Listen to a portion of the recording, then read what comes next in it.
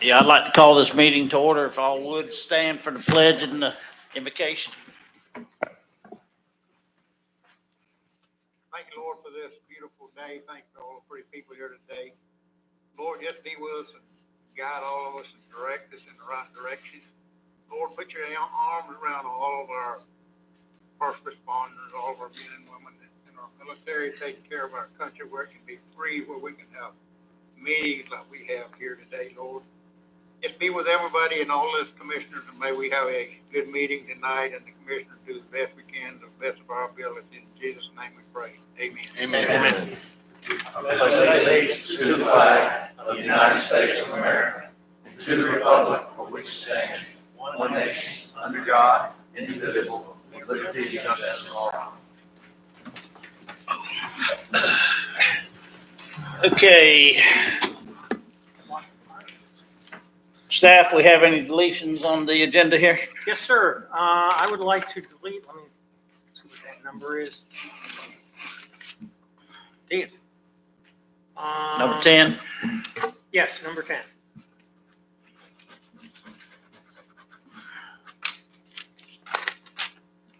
Okay, Move to approve the agenda. got a motion?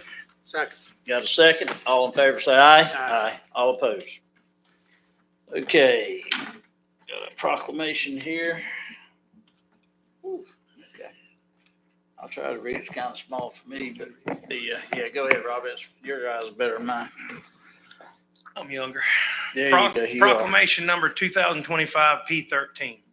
A proclamation by the Board of County Commissioners of Columbia County, Florida, designating May 25th, 2025 as Public Safety Memorial Month in Columbia County, Florida.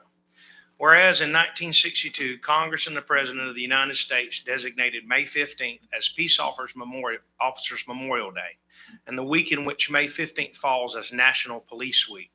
And whereas the members of the Columbia County Sheriff's Office, Lake City Police Department, Columbia County Fire and Rescue, Lake City Fire Department, Florida Highway Patrol, Florida Department of Law Enforcement, Department of Alcohol, Tobacco, Firearms, and Explosives, Department of Environmental Protection, Florida Department of Corrections, Florida Fish and Wildlife Conservation Commission, Department of Agriculture, Florida Forest Services, and other law enforcement agencies play an essential role in safeguarding the right, safety, and freedom of the citizens of their respective jurisdictions in Columbia County. And whereas it is important that all citizens know and understand the duties, responsibilities, hazards, and sacrifices of their public safety agencies, and members of our public safety agencies recognize their duty to serve the people by safeguarding life and property, by protecting them and coming to their aid in time of need.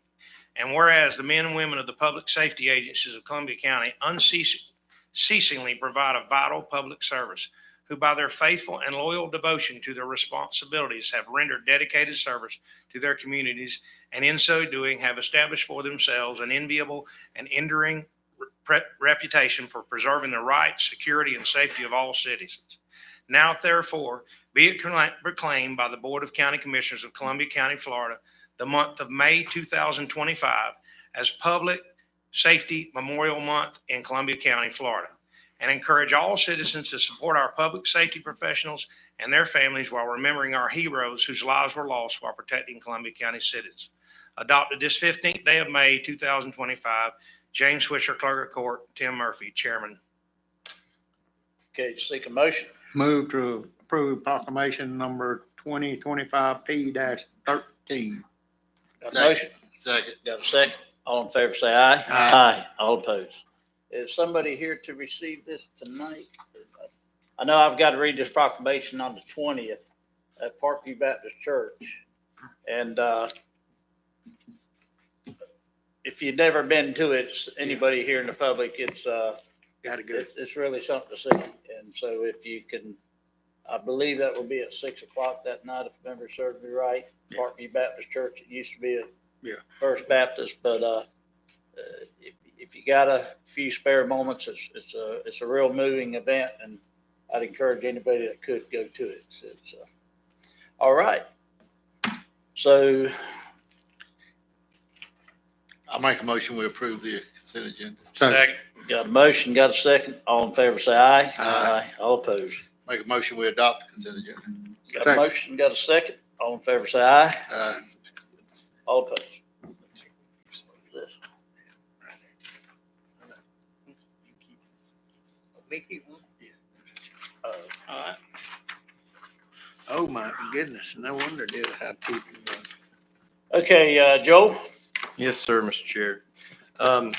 This evening, I brought back for the board's further consideration approval of a donation from the Swanee River Water Management District, certain lands around Buck Glen over by the Lance Water Utility. I had told y'all last time we presented this that there was a pending motion before the court to have an old consent order lifted that would allow Lance Water to go back to its owner. And there was some uncertainty at that time about whether or not that would happen. Well, it has happened. I've circulated to you a copy of the court's order vacating that consent final judgment from back in 2017, which now positions us to be able to lift the receivership over Lance Water, return Lance Water back to its owner, Mr. Lance Hill. In furtherance of all that, we've talked about how this wellhead for that utility is on some of this district property. And through those negotiations, the district has offered us what they have offered us. Commissioner Murphy, you and I discussed that, that may not end up being enough, and we agree. But I think for purposes of advancing things, I'd like to see the board go ahead and accept this donation. We'll get this under our wing. We'll move forward on dissolution of the receivership. We'll allow Mr. Hill to sort of assess where he sits after all that happens. And I'm confident that we're going to go into negotiations for how to restore him to full ownership of his utility in light of the nature of this receivership and how it came about. I think there's going to be some things we need to reconcile. I think the board would agree with that. So I'm asking for approval of the donation so I can move forward. And then I will be proceeding with lifting the receivership. Link, is this available? Is what's on the backup, is this available on the overhead projector? I think he's referring to the Or on drawing. on our screen where I can point something out to the commissioner I think he's referring to the drawing that's in the backup material. in the backup material. It's on page, it should be on page 11 of 93 in the agenda packet, if that helps you, Link. This right here, Joe. Yes, sir.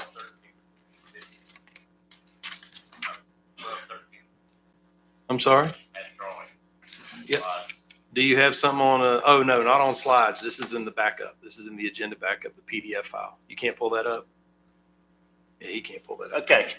But board, I just, each one of y'all can pull it up on your pad if you like. But one of the things I've discovered here, I don't know where it might have been missed or whatever, but me and Joel had a conversation about this yesterday, but in between mine and Joel's conversation yesterday, I've had determined that going north from Buck Glen towards what we all grew up as knowing Hill Pond, somewhere in between that property line and Old Country Club Road, there are pipes under the ground. But what I've learned is that there's already a recorded easement in the courthouse of that easement there.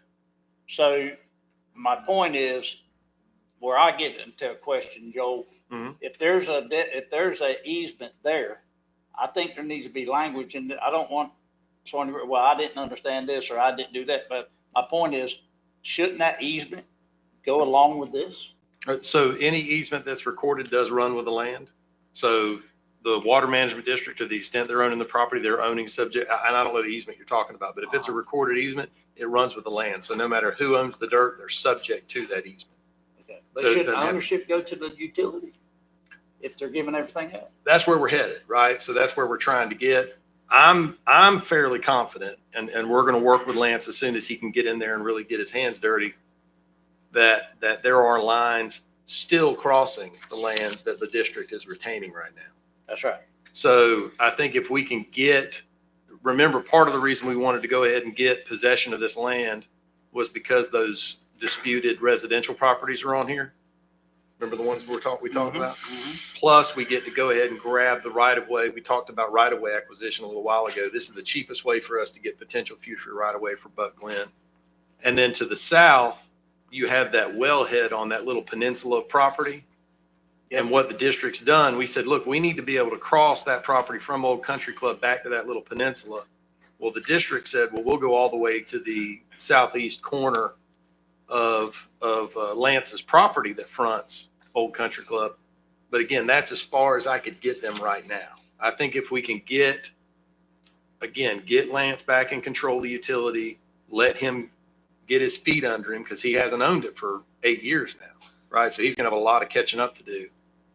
He and I are going to sit down and negotiate, okay, what of this would the utility need to get back? What does the utility not need back? There's a lot of discussions that still happen. I'm fairly confident that at that time, we're going to explore that property to the north and potentially the rest of the property to the south. But for now, it'll be helpful to me to go ahead and get what they've offered. Doesn't mean we're not going after more later. Go ahead and get what they've offered so I can move this ball. Because I would like to get this to particularly the county's involvement with Lance Water, I'd like to put that to an end. And this is going to allow me to do that. Well, could we approve this with the contingency that easement must be added to this property description?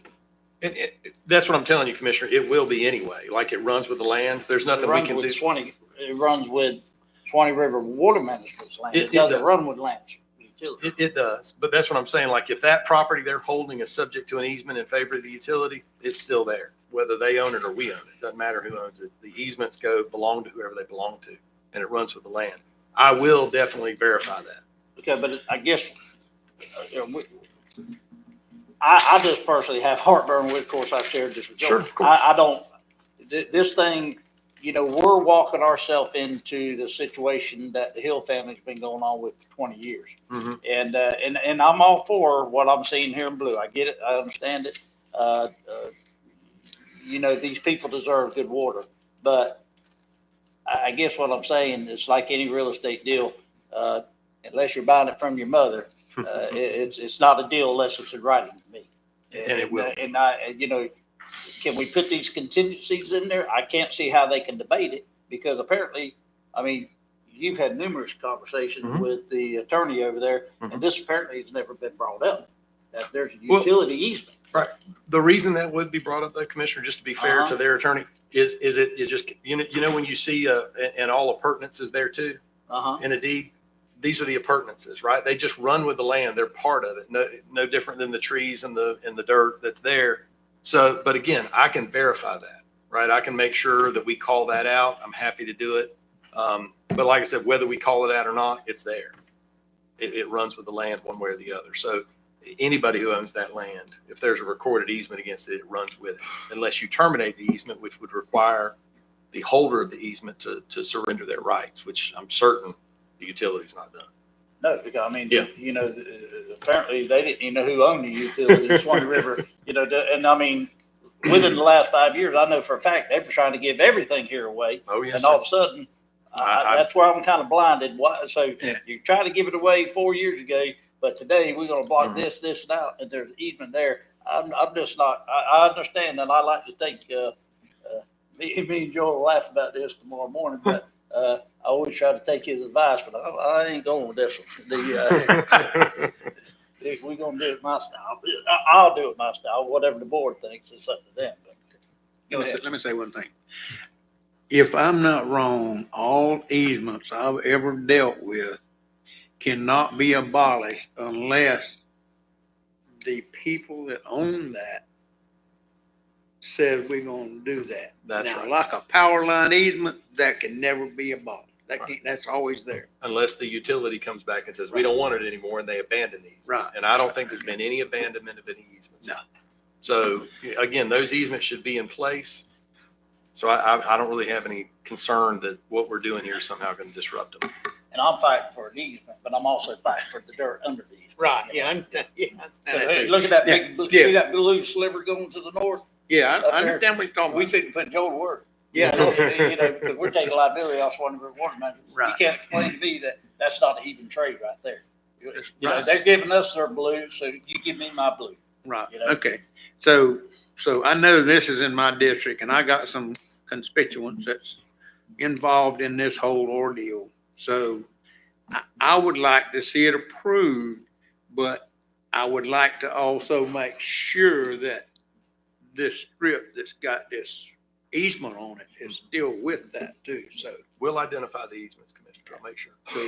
So with that being said, Wait, just for clarity, for my mind's sake, you're saying you want to make sure the easement stays with, in writing, or the land under the easement goes with it too? well, I mean, Which one are you asking for? Both of them or none? both of them. Because if you got one, you gotta have the other one, right? Well, not necessarily.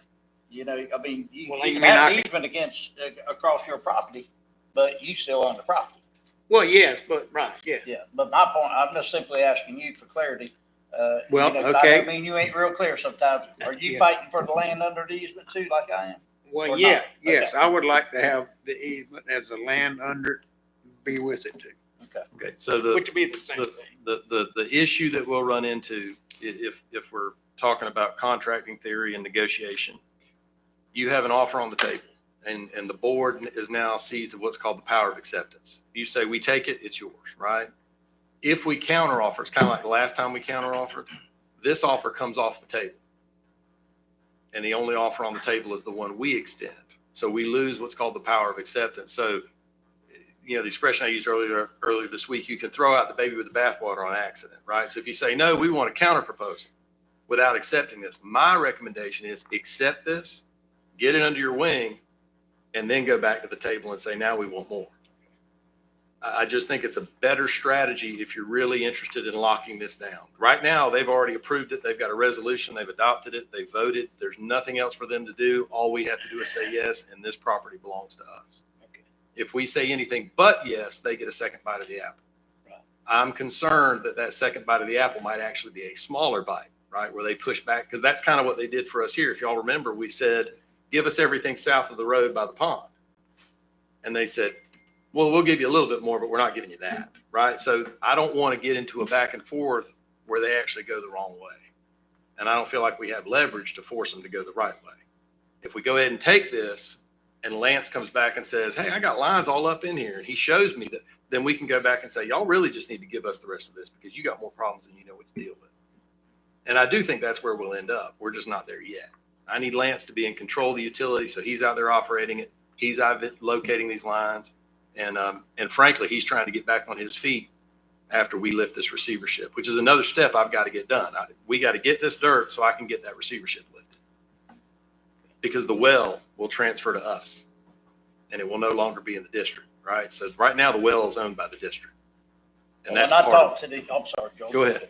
I'm sorry, I didn't mean to cut you off there, but when I talked to Hugh this week, which Hugh's the director of Swanee River Water Management, Mhm. was that, you know, of course, mark it up and we'll look, he said, surely we want to work with you. Right. And he did assure me of that, but, you know, that we're really helping them out a lot here because Mhm. the headlines on them kicking two people out of somewhere they've been living for 30 years, I guarantee you is going to be a lot worse than the headlines of, you know, Lance Waters getting this property back. It And, is. I sure wouldn't want to be sitting on that board when they're showing some sheriff coming up there moving 80-something-year-old man out of a house that he's been in for 30-something years because they Well, own it. And again, Commissioner, in that same vein, we heard from Mr. Baumgardner several weeks ago. This does lift that threat. You know, it becomes our problem. Yeah. But I'd be more comfortable with you guys resolving that problem than waiting on the district, because they didn't seem interested in resolving the problem. No, They were going to dispossess these people. I think if it becomes our problem, I'm satisfied that the five of y'all would figure out a solution. I would hope that Swanee River Water Management would just simply turn over that land in the future, you know, real near future. I just, you know, all the things, you know, I just really and honestly got serious about this thing the last 2.5 years. But Mhm. the Hill family's been dealing with it for 20. They And have. there's not a heck of a lot of trust here. And you know, I've seen, it's a bad deal. It's a bad deal. So- This so is Hatfield Commissioner, McCoy stuff right here. I think you're actually speaking exactly the same language I am. If you look at what's in your backup material, it is Swanee River Water Management District Resolution 2025-02. It is signed and literally sealed, right? So I've got a deal here that's signed, sealed, and delivered. I really feel like if we're going to move the ball, which we need to move the ball, I mean, Lance did his part. We asked him to go to court and get that order for us. He did his part. This is now the county doing its part. And then if we can do this, then the district no longer owns the well and my way is clear. There is no abandonment. There's no issue. I can go get this lifted and hand the keys back to Lance, which is what I think. I'm pretty sure I've read y'all correctly. I think everybody wants to hand the keys to this utility back to Lance. And the land. Yeah. Yeah, well, that's what I'm saying. That's going to come with it because he's going to come and say, I need to get back on my feet. These are the issues I'm having, and that's almost certainly going to entail the land. I'm almost positive it will. Is there a motion on the table? I sure hope it works that way, but Me too. I've got Me my words.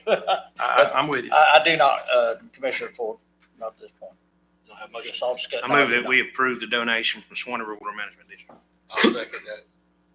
Got a motion and a second. All in favor, say aye. Aye. All opposed, aye. Thank you, gentlemen.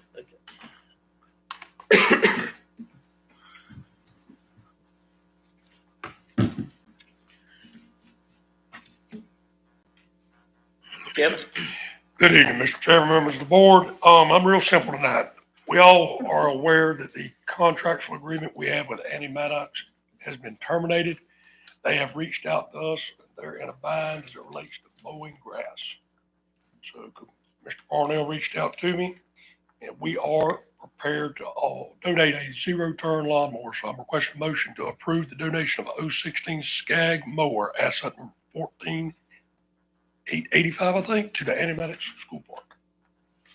So just for quick clarification, we're still going to carry out our 60-day agreement for that, right? You are correct. We are going, as promised, the agreement was 60 days post-termination, and we are honoring that, correct? Good deal, good deal. I make a motion to approve the donation of the mower to Animax Park. I'll second it. Got a motion and a second. All in favor, say aye. Aye. All opposed. Thank you, gentlemen. The next item is the Richardson Lighting Pickleball Court. Clint and I think Mr. Parnell, we have received multiple emails as it relates to leaving the lights on for pickleball at Richardson later in the evening. Is there anybody here to represent pickleball? Yeah, Lance. Come on, Lance. I'm gonna ask Lance to, And I got the Yes, sir. email, the text earlier. I didn't see it till just a second ago, but I appreciate it, Mr. Kirby, and thank you for the time. So the issues that we've been having are in the past and during the winter months. hold on just a Go second. ahead. Give your name to the clerk, please. Lance Strati. During the winter months, the pickleball courts were lighted or lit from 5:30 to 9:30 in the evenings, Monday through Friday. When the time changed, that time cut back to 9 p.m. Briefly, and then for a period of time, the lights did not come on at all. And then when we would show up in the morning to play at 7 a.m., the lights would be on in the morning. So there just seemed to be a little bit of confusion as to when the lights should be on versus shouldn't be on. And so I was coming here tonight to ask the board and Mr. Kirby to approve a set schedule for the lights. Our recommendation is during the spring and summer months to have the lights on from 7:30 to 10 p.m. And then in the winter months from 5:30 to 10 p.m. And that would be Monday, Tuesday, Thursday, Friday, and Saturday instead of Monday through Friday. Say that again, Lance. Monday what? Monday, Tuesday, Thursday, Friday, and Saturday. Still the 5 days, just So what, is it dark at 7:30 in the summertime? no, sir. It gets dark around. We can't play. We have to stop play around 8:15. So typically it takes them a little bit to heat up and get going. So Oh, we typically kick them on at 7:30 and have them run hopefully until 10. That makes sense. Is there anybody else? I got a pile of emails that everybody knows relevant to this. Me and Lance had a discussion yesterday about this. My confusion is I determined that it was like three different groups with three different opinions. And of course, me and Lance had to, and I appreciate you coming up. what is the name of y'all's association? Well, so I'm representing Lake City Pickleball, the advisory board. So basically the way we're set up is with Richardson Community Center, because they've been a good partner with us. We have an advisory board that works with the director and the board of RCC to help facilitate everything that we need. And so what I've done is I've collected opinions and kind of talked to all of collectively the players, and we all pretty much play under the pickleball advisor, Lake City Pickleball. We just all play at different times. It's not like a league where it's like, hey, you got a game at Monday at 5:00. It's everybody kind of plays recreationally at their own pace, at their own leisure. And so that's where it gets a little bit confusing, because you have some groups that prefer to play on Tuesday evenings versus some that come out on Thursdays. So there are conflicting groups in that sense, but in the sense of we're just asking for lights to be on. Collectively, that's where we're at. And that's where, like, you had this conversation yesterday. That's where I got a little confused. Okay, who's making the call here? But I definitely get what you're saying. And, well, Lance, I appreciate it. And then, is anybody else here to speak for this situation? Okay, with that being said, I think, Clint, I think it's your valid time to, come up here and educate us on how we get, and board, I'm pretty sure I was the only board member here when we addressed this. What was it, Clint? 5-6 years ago, something like that. Probably 5 years ago. Yeah. And so we did set rules back then, but I like what Clint said the other day. At that time, there probably was only a couple pickleball teams or players, Yeah. and now it's quite big. Right. So, And just to give y'all a little bit of history, and Lance, I appreciate you coming up and going over all this. The rules we currently have in place now, pickleball didn't even exist then. The facility at Richardson where they're playing, when we redid that facility over there, we were fortunate enough to get lights the following year. So those lights have only been over there maybe going on 2 years now. So we do have a ton of play. We do have people that play early in the morning and then different groups throughout, the day. He mentioned the lights didn't come on a couple weeks ago a few times. That's a scheduling issue, because we try to work with all the different organizations as far as them sending a schedule to our office, which we'll still have to work that out once we get this, into works. But my suggestion is, because this, again, is growing pains. This is a new deal, but we've got to be understanding that there's other courts throughout the county. Several which have pickleball on tennis courts.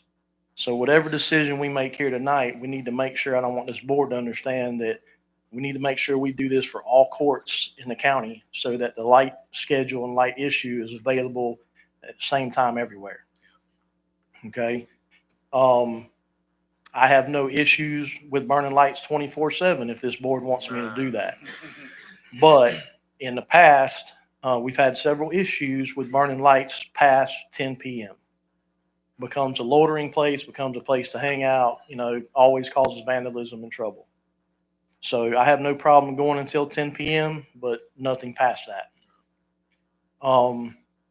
The other issue, not really issue, but it's going to become a scheduling thing, and it's something that we can work with the pickleball folks.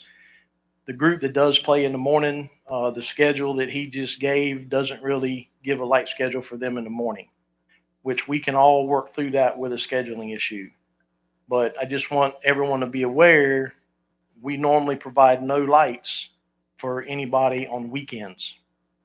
Again, court facilities are different than other facilities, ball fields, soccer, whatever. It's all different. They're different play, different schedules, different everything. So whatever we decide here tonight, I will implement that across all court facilities in the county, so that it's the same for everybody. So again, I have no issues burning lights till 10 p.m. if that's what this board wishes to do, and that is all throughout the year. So the schedule is this: some 7:30 to 10 p.m. during the summer, right?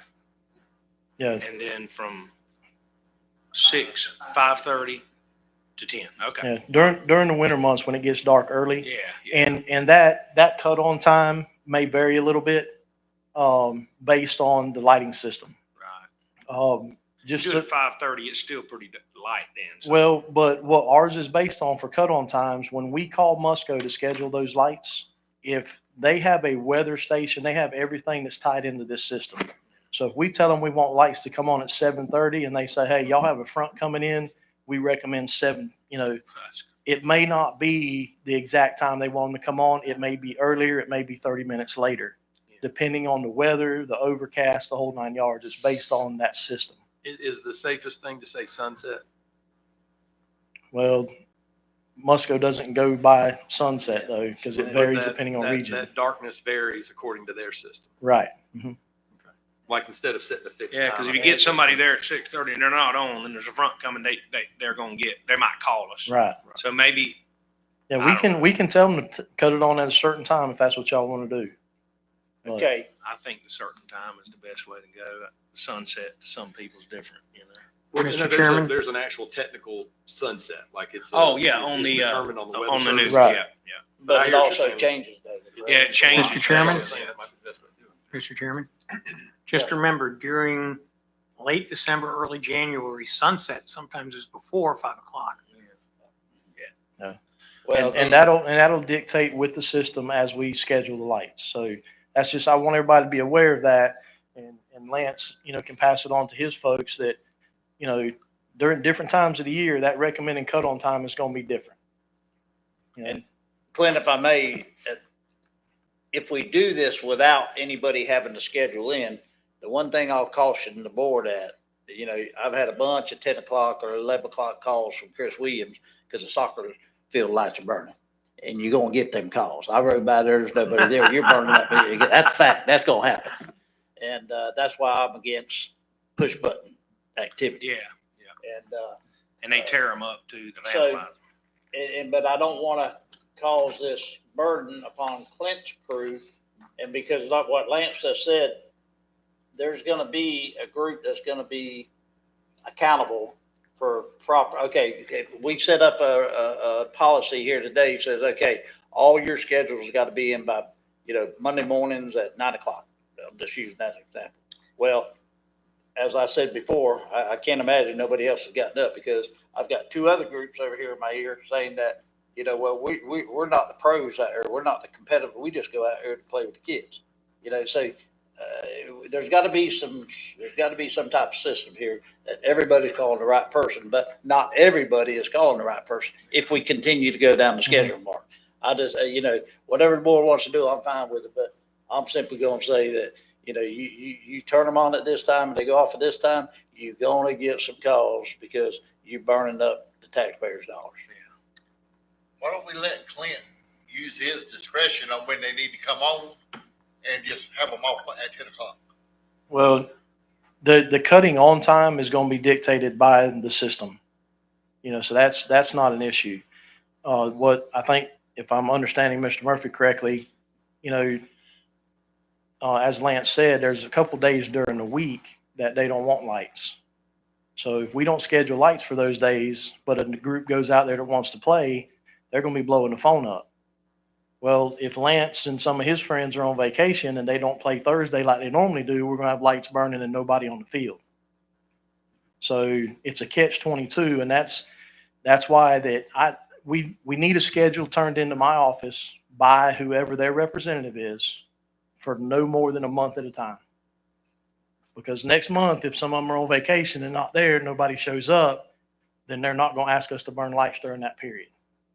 And I know that's a burden. So- Me and Lance had this discussion. It's tough because, they all may be sitting around on the back of their truck saying, hey, let's go play, pickleball now. I get that. Mhm. But at the end of the day,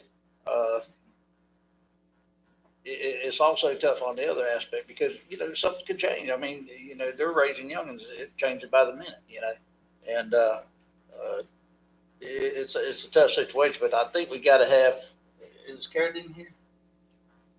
From Richardson Community Center? He's working, unfortunately. Say again? He's at work, unfortunately. Okay. So do we need a motion for this or do we just, are we just? Well, we got, what are we asking? What do you I mean, recommend? My recommended motion would be to allow the lights to be turned on until 10 p.m. during the times of year like he suggested.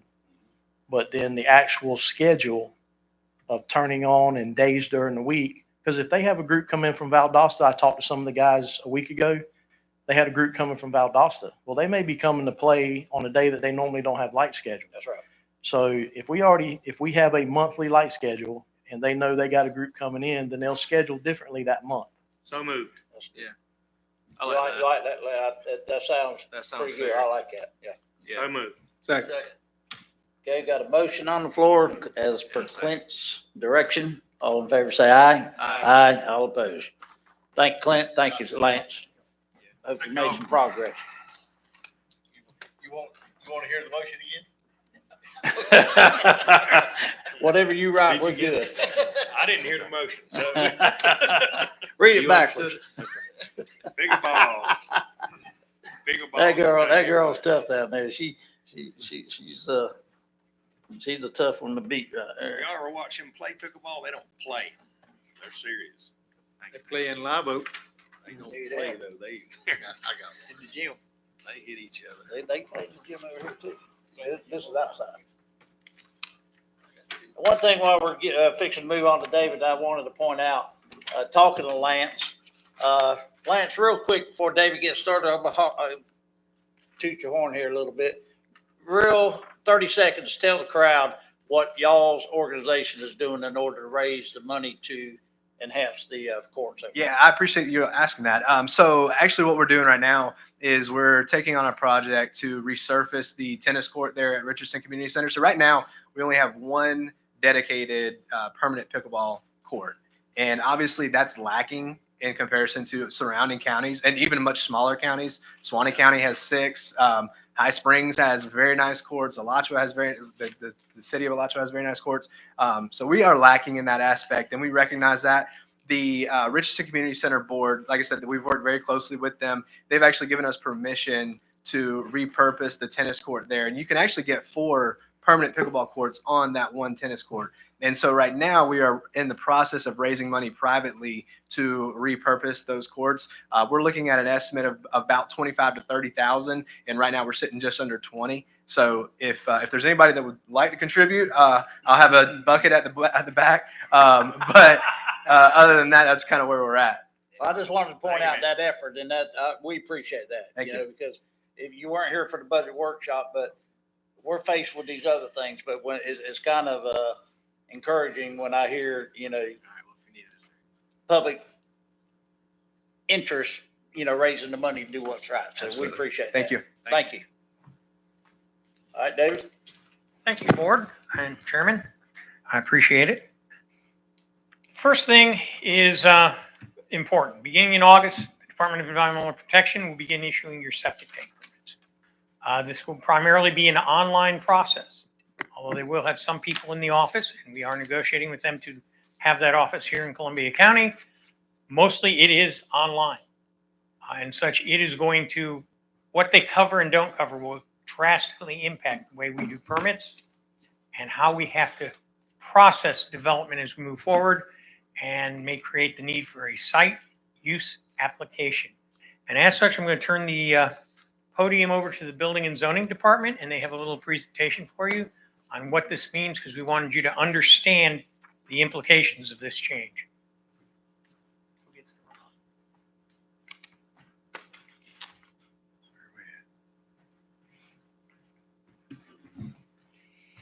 Okay, good evening, board members. We just want to go over what we have basically proposed to try to deal with this. It'll be a work in progress, of course. Excuse me. So what we have, you can go ahead. Yeah. Okay.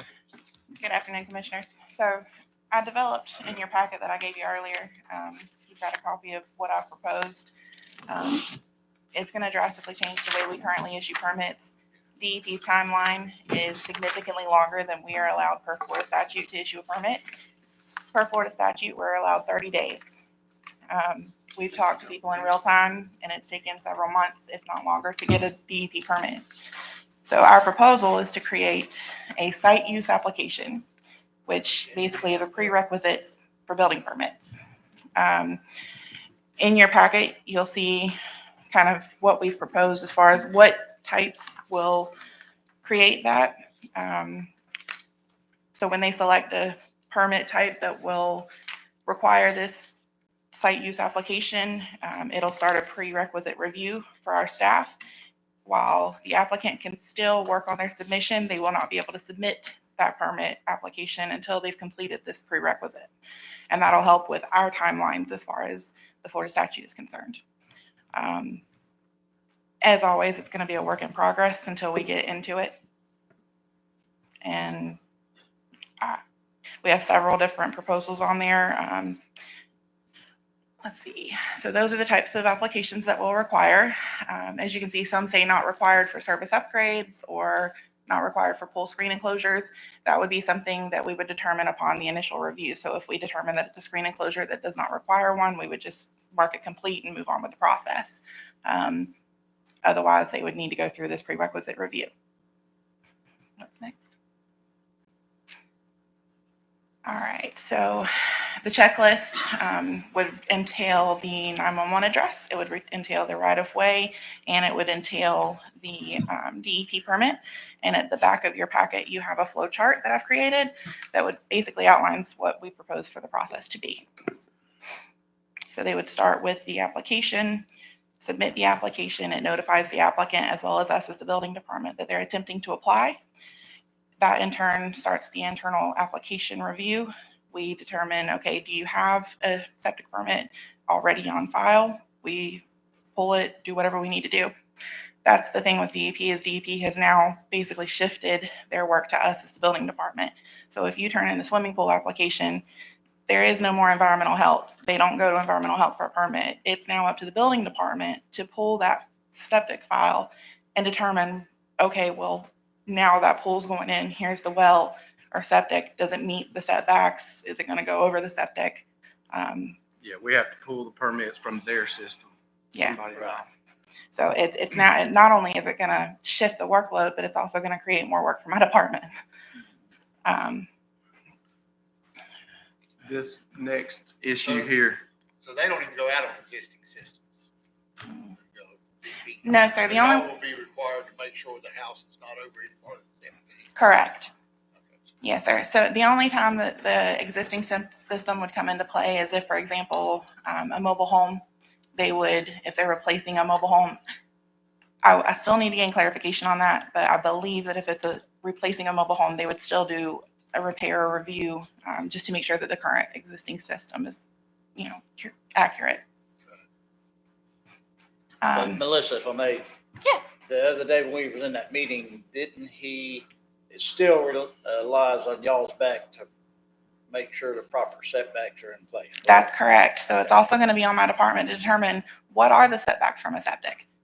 So it's up to us. So yeah, it's literally all gonna be a the, learning curve for Yeah. us too. so we're going to have to do the research and ask questions and find out, where is the septic and what are those setbacks? I think the big issue, I'm So sorry. essentially, Go, so hold on a minute, Rob. I think the big issue is when they take this over, they only regulate the septic tank and the drain field, and that's it. all they're doing. No Rob, plumbing, Robbie just nothing said, else. What's DEP doing? I want you to. And- What they even doing, and they they- just exist and y'all do all the work. And they also only regulate state law. So anything that isn't in state law, that is a local ordinance or something else, they don't regulate. And we have to do that. I'm gonna assume the Yes. permits for septic tanks are gonna go down a little bit this year. So what did you say from here to? From the throat of the tank to the end of the drain field. I think we were told that 4 or 5 times during. Yeah, he emphasized Well, I that. can promise you, I, in my mind, and just from experience in my life, there's probably not gonna be a lot of septic tank permits being pulled. Well, I know there's So- several, I'm sorry, I know there's several people in the audience in the real estate business. And I know what happened, what I went through today with a mobile home salesperson. This is we're gonna have to do the best we can to get this out because this is gonna slow their, they're out there working, trying to make a living, try to push their deals through. This is gonna put the brakes on it, and it's not Columbia County's fault. It's the Correct. state of Florida. And we need to make sure we iterate that in our office. Let people know that it's not Columbia County holding them up. And I'm not being mean, No. but it's just a fact of Yeah. life. Well, that's what we're real concerned about, Mhm. is taking an application and we can't do anything with it Right. till they get it. And then we're the ones holding the application, so who are they gonna be mad And at? I would have some kind of maybe a disclaimer in there, or just tell them to the person, say, look, this isn't us anymore. We have to turn this into DEP, and they're the ones that have to bring this back to us. So just make sure they know it's not the case. Yeah. So, Yes, sir, and that's why I'm bringing all this up now, because they're expected to take over August 1st. This really could speed up the current process. that was The about. current process now ain't working at all. And it may, and hopefully that's the case, but Yeah. we just unknown Yes, right it- now. yeah, it very well There's no way could. to know until you do the first one. Correct. That's right. It can, and it can speed it up to the point that if somebody jumps ahead of Troy and they go out there to set a mobile home and it's on top of the septic tank, that's the problem. Correct. Then they're gonna be looking at who's gonna move their septic tank. You know what I'm saying? Well, So- that's why Troy's saying it's probably gonna require a site visit from them before they issue the permit, Possibly. or the Yeah. site evaluation. The other dilemma we run into is a lot of the catch-alls that we have in place now that are in place with environmental health go away. So for example, if somebody comes in for a new pole for utilities, we send them next door to environmental health, they run through their service, and then they come to us. That goes away, that is no more. So we now have to figure out how to filter through all this stuff. That's this. And that's- A lot of this could fall back on the applicant, the permit holder, most times. Mhm. Joel? Yeah, if We you, do a lot of that now. if you think about the way, the states has been requiring people to go about getting their driver's license, gather, go get, or whatever they call it, they have that big, that's what this is. This is saying, these are all the potential stumbling blocks that would hold up issuance of your building permit.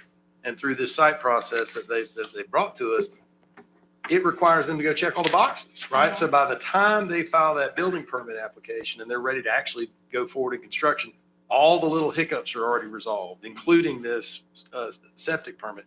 So at first I was sort of like, this sounds terrible. This sounds like an awful idea. But I came to Commissioner Ford's conclusion pretty quick when they explained it to me. Oh, it's just gather, go get. It's like, make sure you got all your stuff ready. Mhm. And that way we avoid the stumbling blocks. Because like you said, we don't have the backup anymore where you file the building permit, oh, you haven't done that, go across the hall to environmental health. That's gone.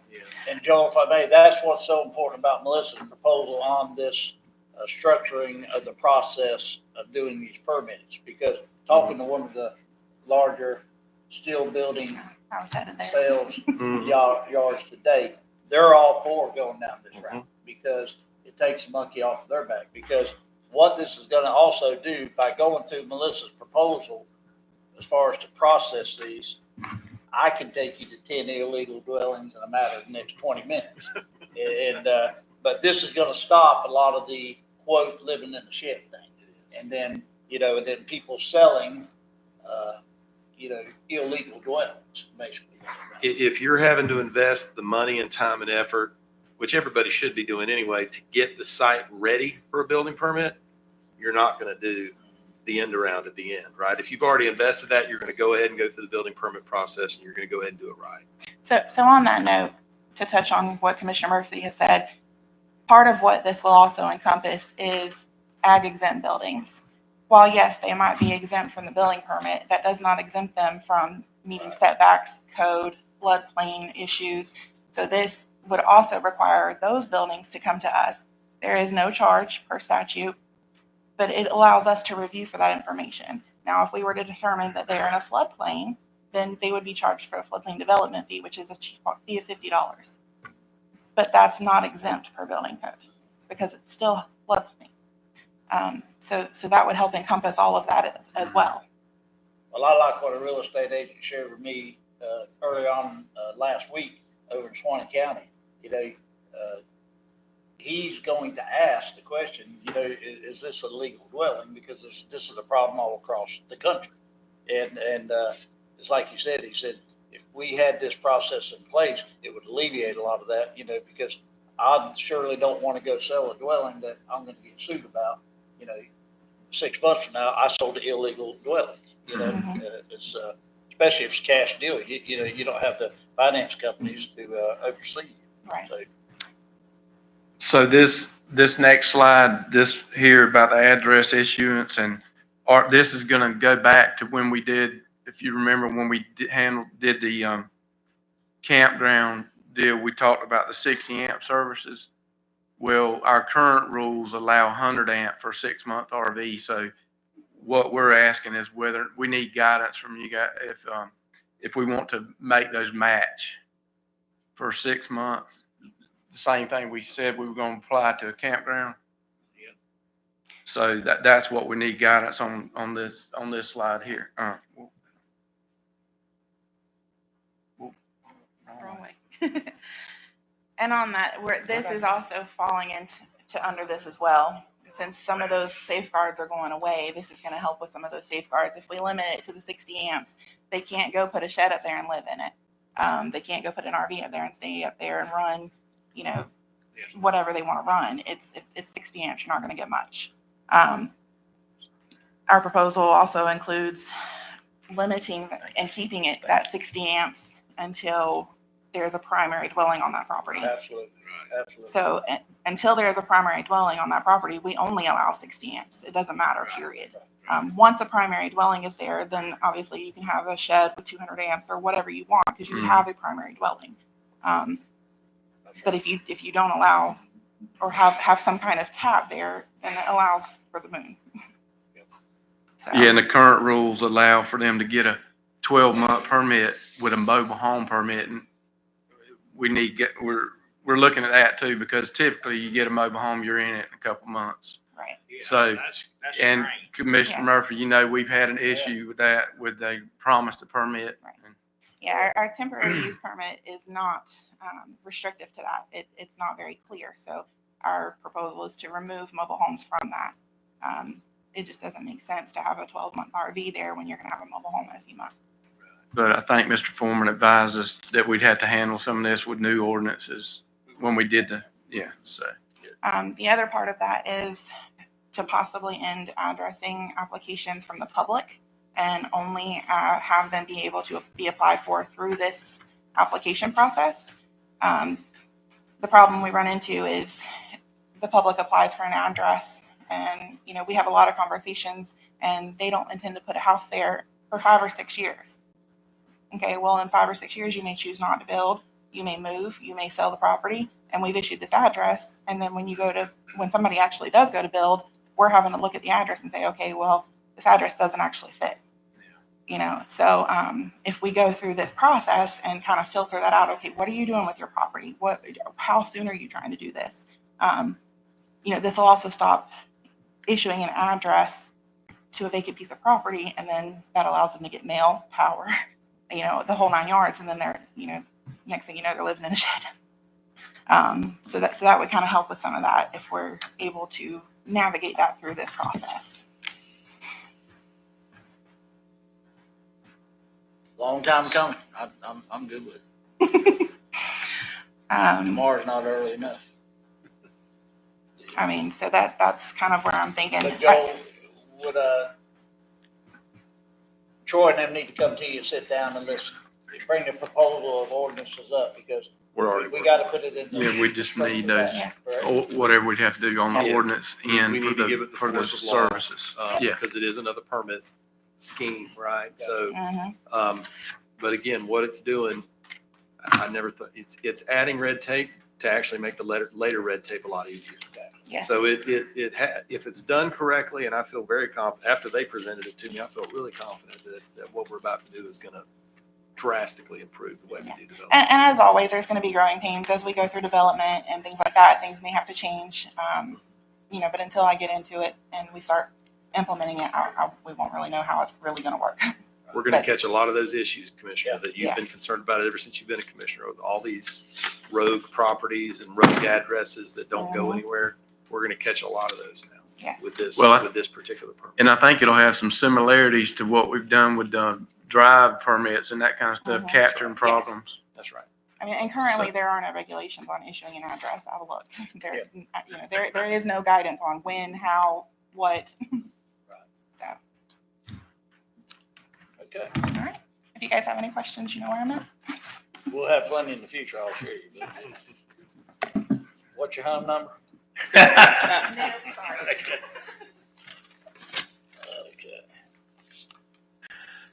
Okay, so the next item is the Lake City Reporter Building, or what we have always called the Lake City Reporter Building, but at some point we need to rename. And so before we move forward, we wanted to review the renovation plans and get your approval on the renovation plans. So the first sheet you see that I just gave you this is the proposed floor plan of what we would do.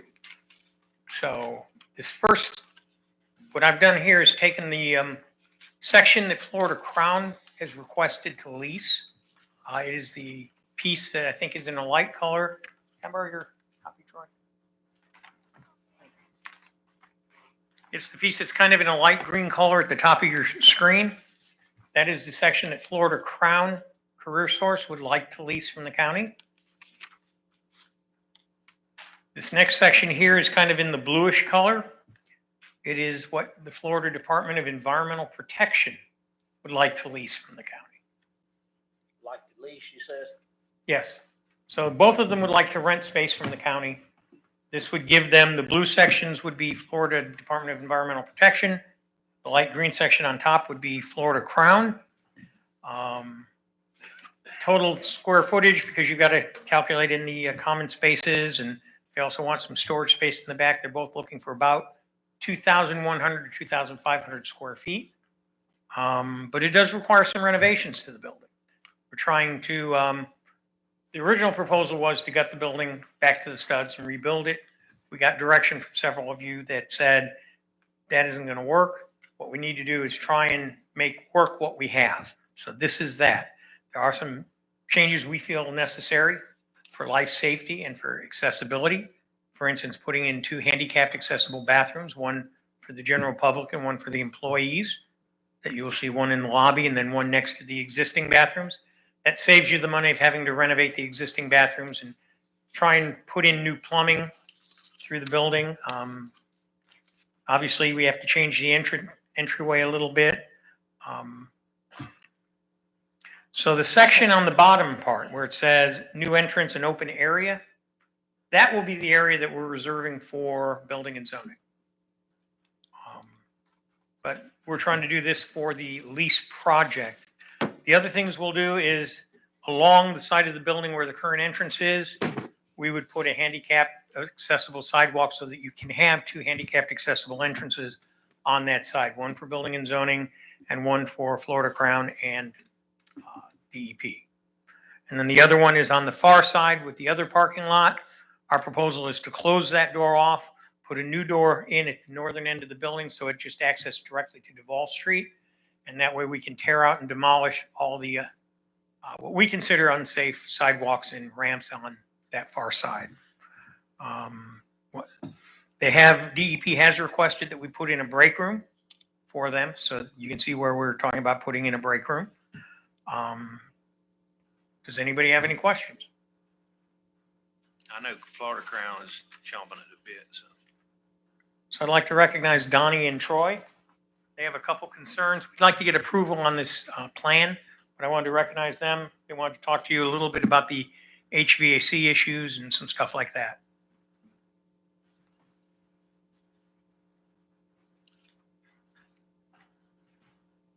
Two shyest guys in the county right here. You got it.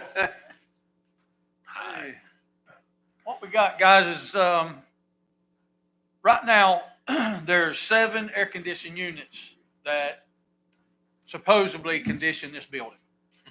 As of right now, there's only 3 of them that's working. Me and Mike Gossett went around. Them's the only 3 that's actually even hooked up to the power.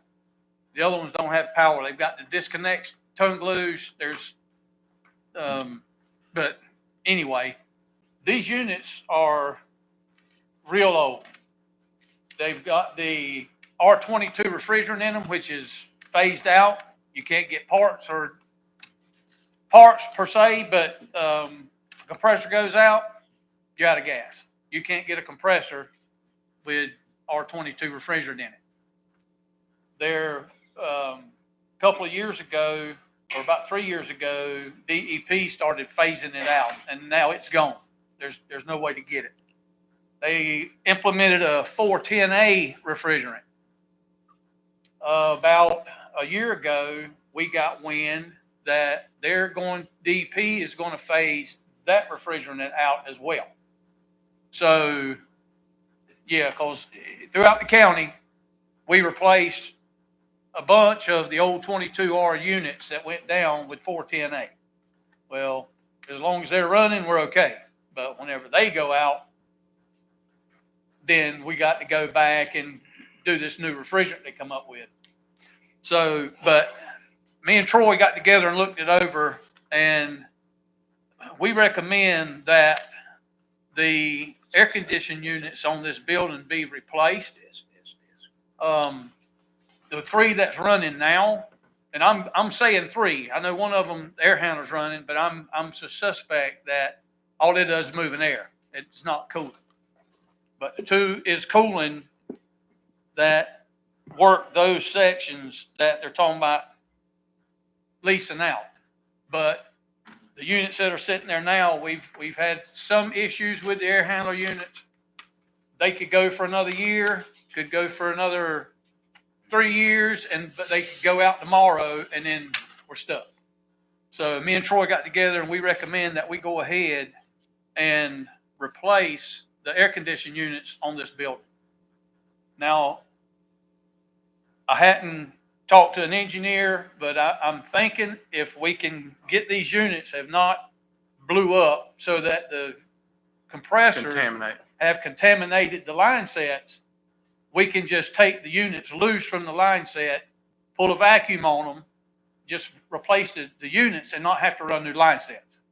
So that's what we're thinking, and that's the hope we got right now.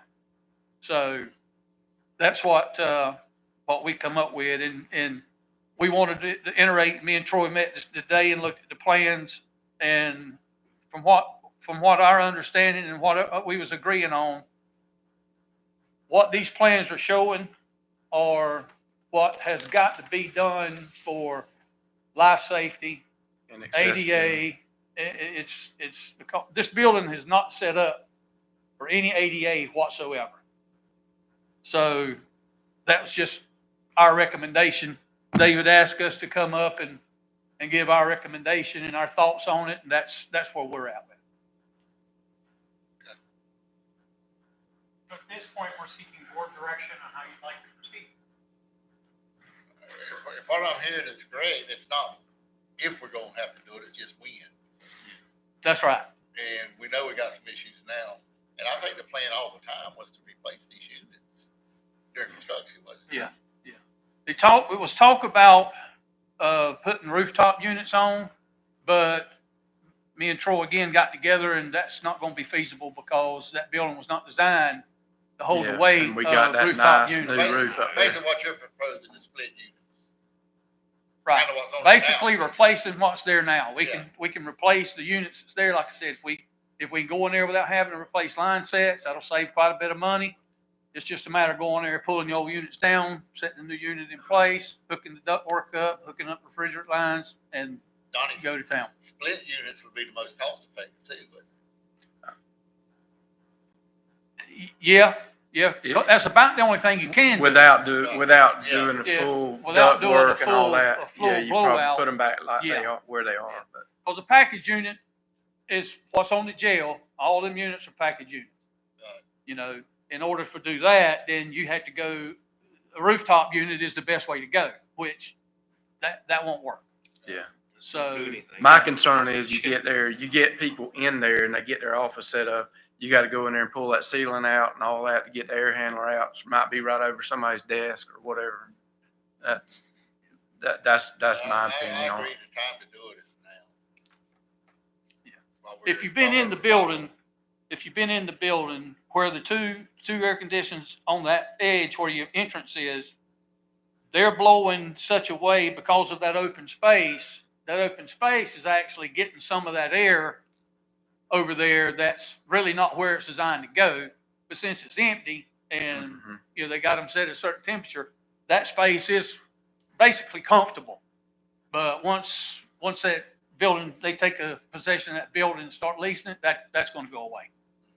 So that mine and Troy got together, and our recommendation is go ahead and replace them all and be done with it. But in this proposal, really and truly, the only raw construction is gonna be the bathroom and the lobby. That's right. The Yeah, lobby just your accessible items and Yes, what's I needed. just- This is Yeah. pretty bare bones for Right, I using mean, it, And that's, legally using it. Most of these quote offices, I mean, I'm blown away. Me and David was over there the other day. It was cold. But I understand you put human beings in there, it draws down, but on DEP. Yeah, I'm the ones I that are thought- working. I'm a little confused on this DEP thing, because we just heard what we heard a few minutes ago. I thought it was just gonna be a temporary office. I mean, my God, that looks like Donald Trump's gonna be sitting in that one office. So what it is they have asked for in writing, 2 offices, a reception area, a conference room, a break room, and then that area for people to come in periodically and fill. So the area with the multiple desks is where their field officers would come in when they need to do paperwork. So you're right, for the most part, even though they want to lease the space, they're only going to really occupy 2 offices and a reception area.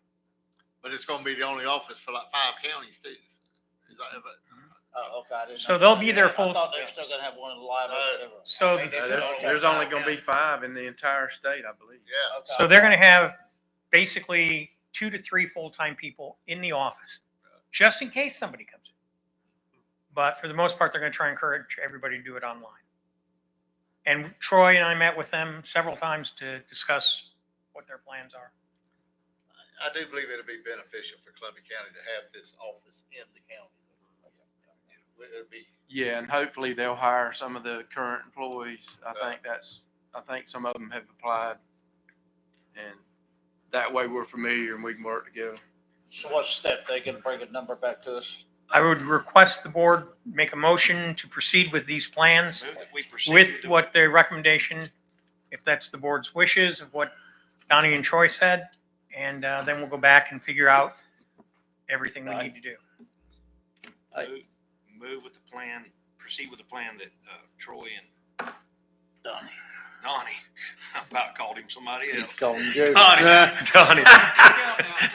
didn't want to get whipped. Okay, Donnie have for the air conditioners and plan for the building. I'll second that. got a motion and a second. All in favor, say aye. Aye. All opposed. He almost called you Big Brother Jody, didn't he? Thank you very much. That helps a lot, so we now know which direction to go in. Yep. So the next thing is the lease agreement. So we approached Joel, we gave him some information from both Florida Crown and from DEP in terms of what their leases typically look like.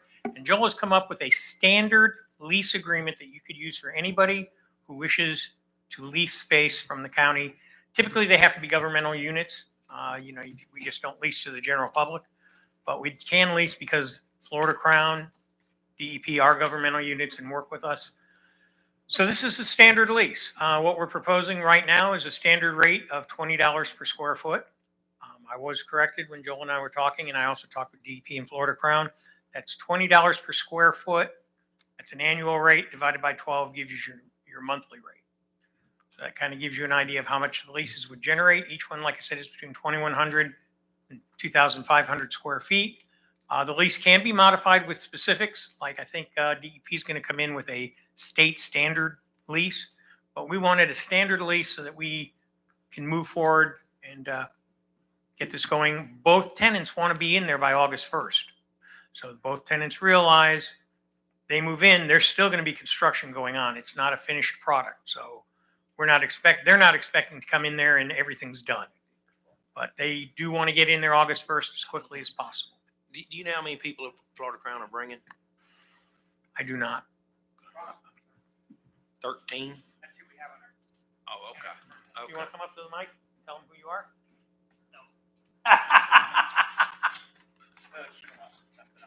Oh, that's okay. We like you anyway. Roy Armstrong.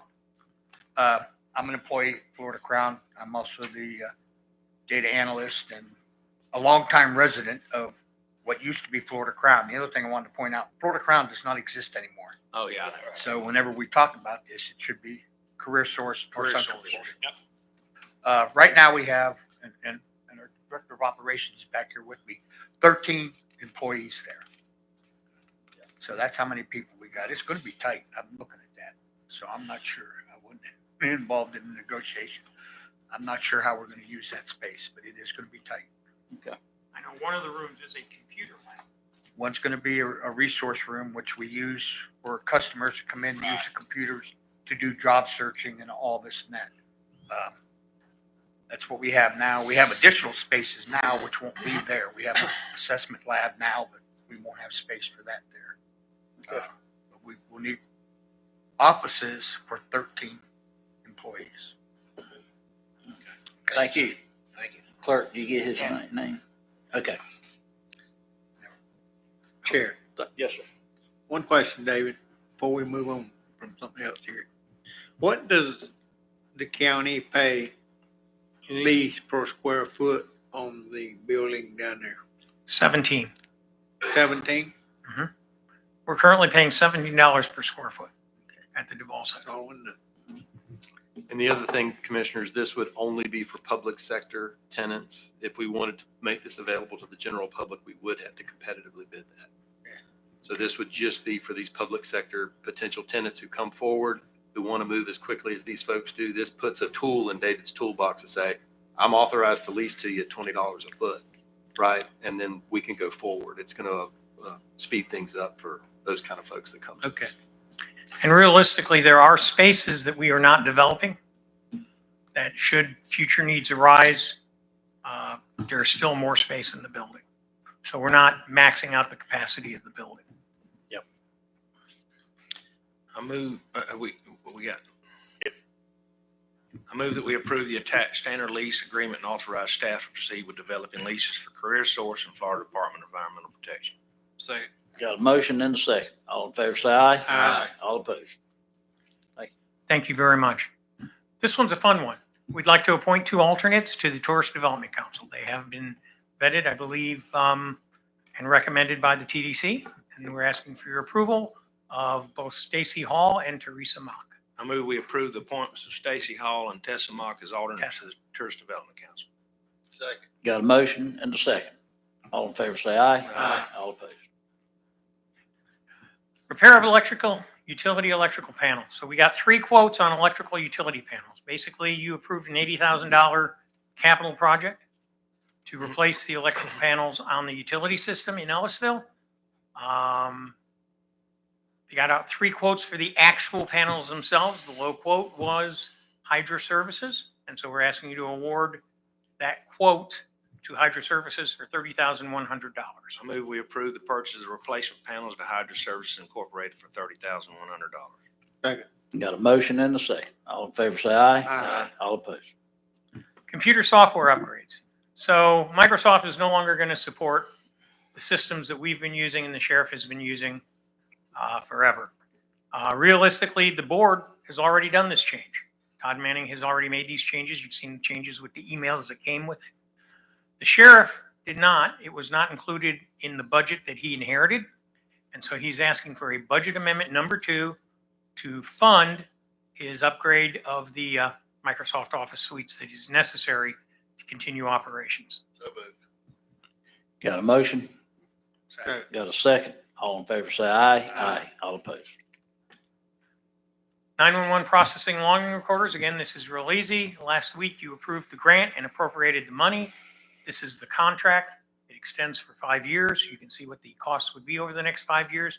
This is just for the call receiving equipment, and it is grant funded, no match.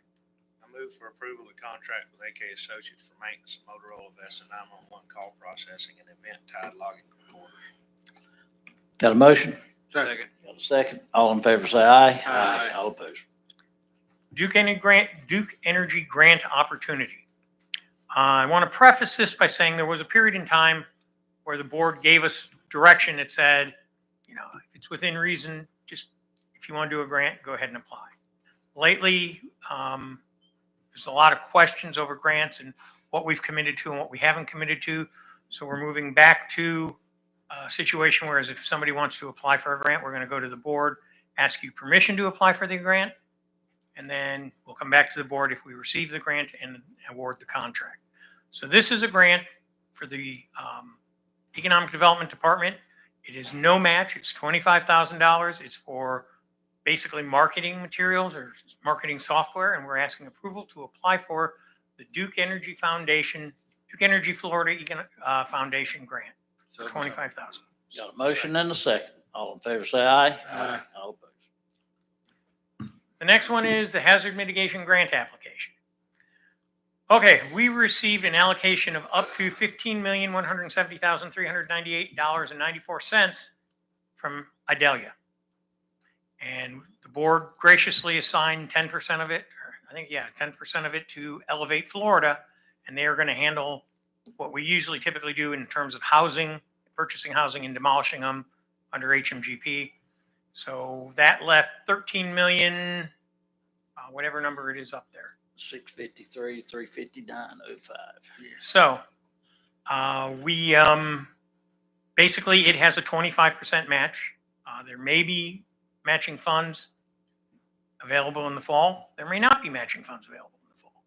But for right now, if you borrow it, if you get this grant, you've got 25% matching funds. When it was 15 million, it was $5 million you had to come up with. There's a lot of hesitation with committing that kind of money to match. We have had 3 partners that have approached us saying, hey, we would love to apply for that money for you. One being the city of Lake City, who would like $2,500,000 for the restoration of Gwen Lake. One being Clay Electric, who said, we'd like $8 million to put your overhead utility lines underground. And then Swanee Valley Electric Company also wants to do overhead to underground conversions. Price tag has not yet been determined. If the board, and we're looking for the board's direction, which direction do you want us to go in? If you want us to pursue these, they would have to prepare their own applications. They would have to provide their own match. But our citizens benefit. Or if the board wants to pursue actual projects, that's another option. But our recommendation was, if the board doesn't want to pursue actual projects, we don't let the money go to waste. We let our partnering agencies do stuff that benefit our community. And we just need board's direction. So do we have any projects that we could use this money on? Yes, I do. I do have a project. We have a project down on Bible Camp Road. It was figured about several years ago that it would take $3 million to raise this road up where we get traffic in and out where it floods. We're now having to use private owned property to get people in and out that lives on this road. So I would like to see, I mean, it was figured at about 3 million. So why can't we take $4 million of this and fix this one road while we got a chance to be able to use this money? You'd have to know the scenario at Bible Camp Road of the people going and coming through somebody else's field, and the guy's going to cut them off one day. So I mean, that's. Who did the estimate? Chad, I think. Kevin did. And the grant applications are due July 25th. I remember doing it. Say again? The grant applications are due July 25th, so that's why we need direction. Well, I know there's several roads in Three Rivers Estate and Hollingsworth Estate. But even Hollingsworth Road goes to Hollingsworth Boat Ramp. Floods when the river floods. That's when that road floods too, when the river floods. Yeah. So my question would be, are you flooding anybody else if you build that road up? That's what It seems to me like there's gonna be a lot of engineering, Swanee River Water Management, and I know that's a bad situation. Yeah. You know, That's almost like we building don't a must wall. be cheaper to buy a helicopter and fly them in and out. Yeah. I'm just saying, I don't want to create a problem by fixing a problem. Mhm. And I've looked at that same thing down in Three Rivers and Hollingsworth and even Cedar Spring Shores. Because if you I look- don't know I don't know how you solve that problem without flooding other people. And that's Yeah, but that's something you got to think about too. Yeah. I mean, I don't know about the engineering department, but Yeah. I do know that water goes under the road over into other big holes. It's really bad in my district. So the water is not really, I mean, I know you're blocking up a certain amount of water, but it's still gonna go back in the river and go down to you. And I don't know that situation that well. Yeah, I think I'm just what- asking. It's a- questions. it wouldn't be an bad situation. impoundment. We'd have cross drains and things like that. I know exactly what you're talking about. David, is this the same grant that would pay for some of the flood properties? I know Commissioner Murphy's got a flood property he's particularly concerned about. Is this the same grant that would You purchase? could those use homes? this money for that, yes. Because I know you got one, Commissioner Murphy, and Commissioner Parnell, there's one or two in your district that I know we had, Yes, sir. we wanted to put in the program. So a portion of that, but Obviously not $13 million worth, but. yeah, no, definitely not. But you know, there's out of the 25% match, what can be attributed to that match? Could there be any, like, as an example, engineering in any of these situations? or It depends on what you apply for. So I don't want to give you an answer and be wrong. I know with the HMGP programs in the past, when we bought houses, we used in-kind labor as our match, where we did the demolitions and the cleaning, capping of the well, the collapsing of the septic tanks. In terms of a construction road project, I would assume if you're paying the engineering, that could be used as the match. I don't think we have in-kind A lot of contributions to do the engineering. I mean, what do you think, Kevin? When is this due by? July 25th? July 25th. So we have time to do a little more research. I, and come back to it. I really believe we need to, if we got time, do some research and circle back on this, because I do not recall what is $3 million, right? I've not read the grant, we gotta validate, is that creating a dirt road at a certain elevation, is that creating an asphalt pavement road? I just do not know. So until I get into the details of that grant, I do not feel comfortable with this. We And we 2 got months time. is 2 months during the budget cycle is a Yeah. very short window. Yeah, that's what I say. I mean, we can circle back on it, but we need to circle back Yeah, quick. in a couple of weeks probably. I'll work on it tomorrow. Yeah. I'll figure it out. I just will. And then commissioners, if you would, I know Commissioner Murphy's got us the details. I think Commissioner Parnell, we've got some of your details, but those homeowners that, and we've told them over the last couple of Right. years, you know, if we do another round, we need to round those up. Cause I mean, sounds like if Clay Electric does their application, that would leave us with enough money to at least do those property acquisitions. And they're not nearly as complicated as Right. engineering a road. So. We've done those before. The 3 asks is legitimate asks. I mean, Gwen Lake, that thing's been in chaos for years, you know, so you owe it to the community. And then, and the good thing about it is putting the residual lines underground during the hurricane or something, that's gonna benefit everybody, you know, at the end of the day. But they're all legitimate, and the thing you've been dealing with since day one, I mean, that Bible camp's a bad deal. And Mr. Chair, if I may, I'll validate what Commissioner Phillips, that is the most unique situation Yeah. that I'm familiar with. And the gentleman, they are using private property. He has made, and I don't guess I blame him. Look, guys, y'all need to fix this problem. I'm tired about it on my property. It's become more frequent through the years. And as Mr. Ford indicated down at the river, we understand how that works. That situation right there, though, those folks they vote it out.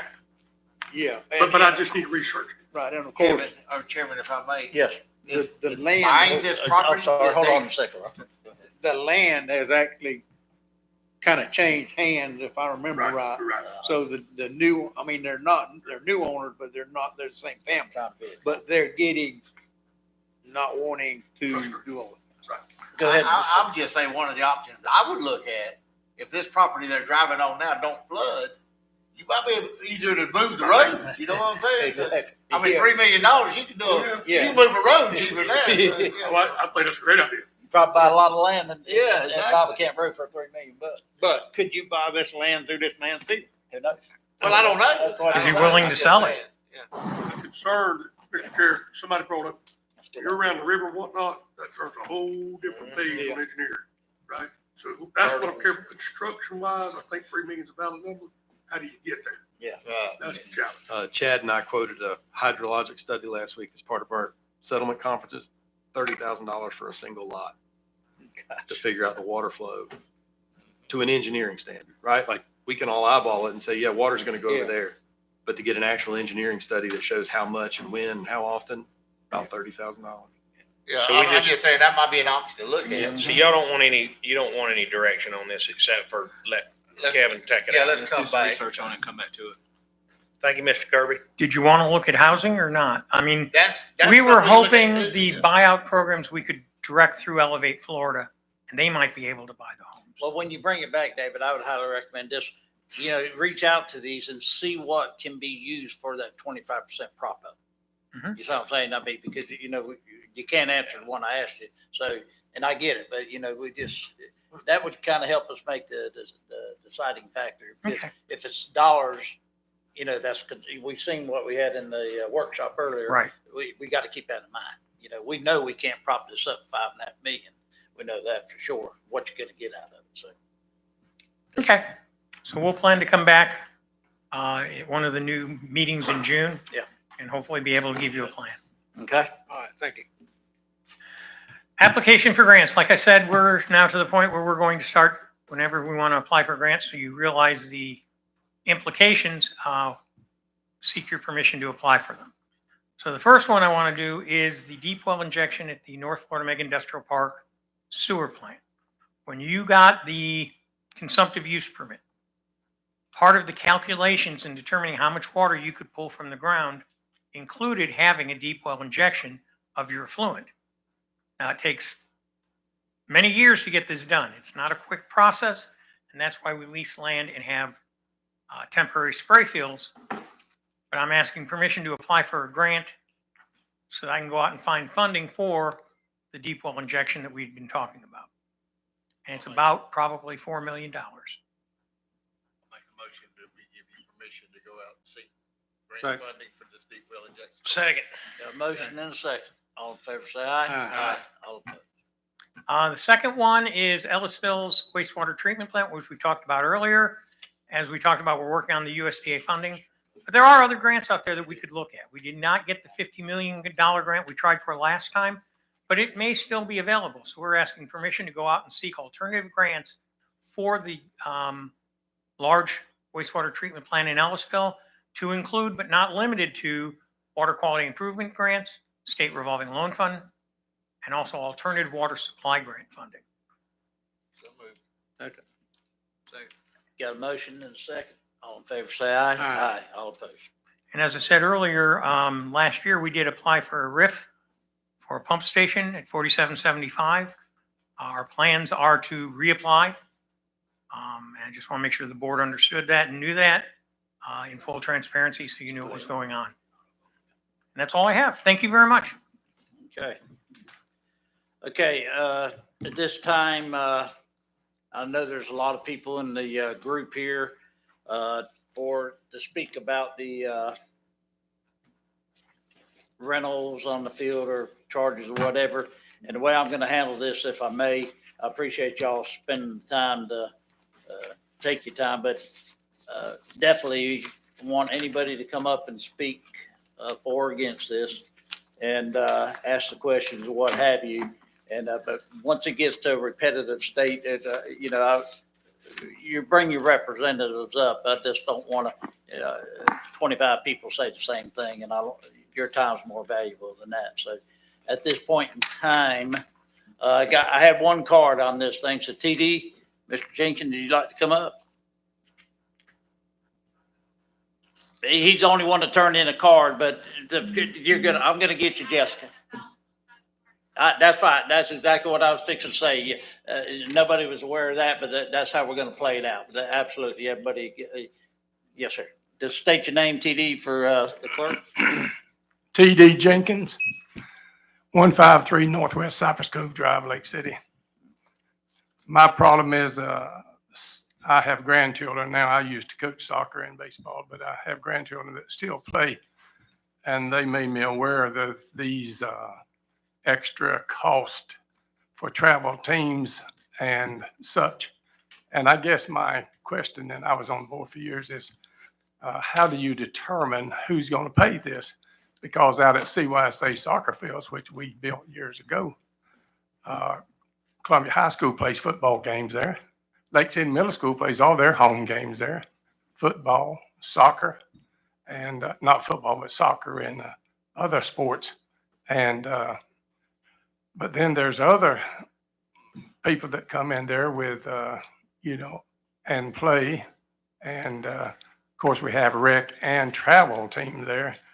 And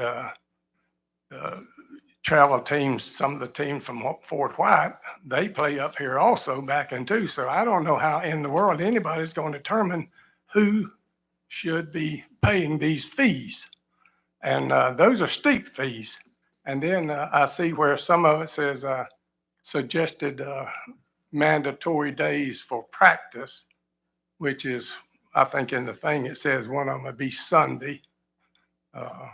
And I didn't know where in the world anybody would come up with that. But that's a lot of money when we're all paying property taxes already. And, you know, it's just like football, Columbia High School. They play some here, somewhere else. Soccer, some here, somewhere else. And so we're available for soccer to come out there. Sometimes football will be out there. And then we have a lot of people who just go out there at night and play because soccer is a great sport. And I don't know where they came up with who's going to pay all this and why they've got to pay $500 for this and $300 for that, and who's going to time, you know. But I just thought that I wasn't sure if the board had been made aware or whoever came up with this idea of charging all these excessive fees as far as I'm concerned, because in the 30 years I was on the board, we never charged anybody like that. And because we were all property payers to start with. So that was it. Just want to make y'all aware that I was disturbed when I saw this, and my family, parents of my grandchildren, told me that now they are facing this. We appreciate the TD. Thank you very much. Thank you, Mr. Jenkins. Jessica.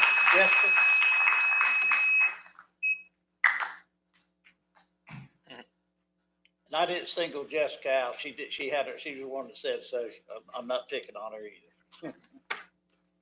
I'll try to keep it under 3 minutes. State your name, Jessica, for the clerk. Jessica Robinson. Pull that thing closer to your mouth. Or either holler like a peeler. Good evening. My name's Jessica Robinson. I come to you before you tonight, just not as a community member, but as a coach, parent, and someone who's deeply invested in the future of our youth here in Columbia County. We are blessed with public parks and recreation facilities, yet we're creating barriers for the very people they were built to serve. Charging our local teams and athletes $300 a month for limited field access only on Wednesdays and Sundays, I'd much rather these kids be in church on those days, is not just unreasonable, it's discouraging. Our athletes, many of who already struggle with equipment costs, travel expenses, are now being priced out of the opportunities that shape character, build discipline, and keep them off the streets. These aren't just games, they're lifelines for many families. They're the backbone of community pride, school spirit, and future scholarships. So I ask, what message are we sending, and why are we making it hard for our youth to play in their own hometown? After watching the meeting from March 6th when it was discussed, I do feel it's important to educate you all a little bit on travel sports. Gone are the days when kids just played rec ball for a few months out of the year. Today, travel sports are a year-round commitment, not just for fun, but as a stepping stone to our local high school athletic programs and even college scholarships. For many of these kids, it fuels a passion and purpose that drives them towards a brighter future. It's an outlet a lot of them only have.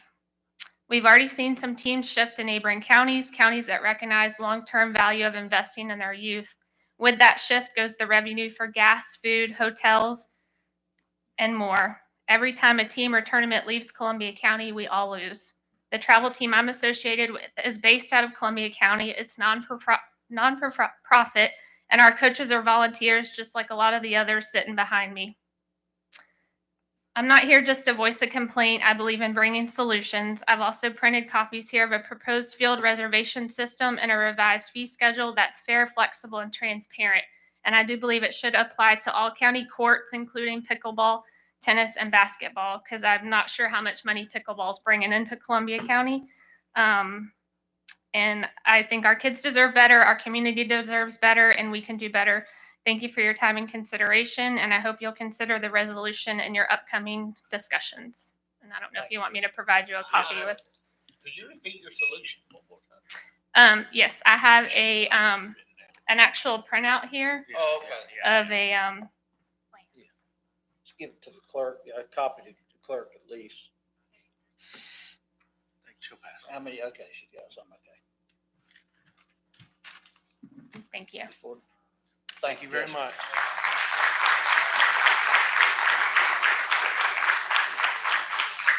Anybody else?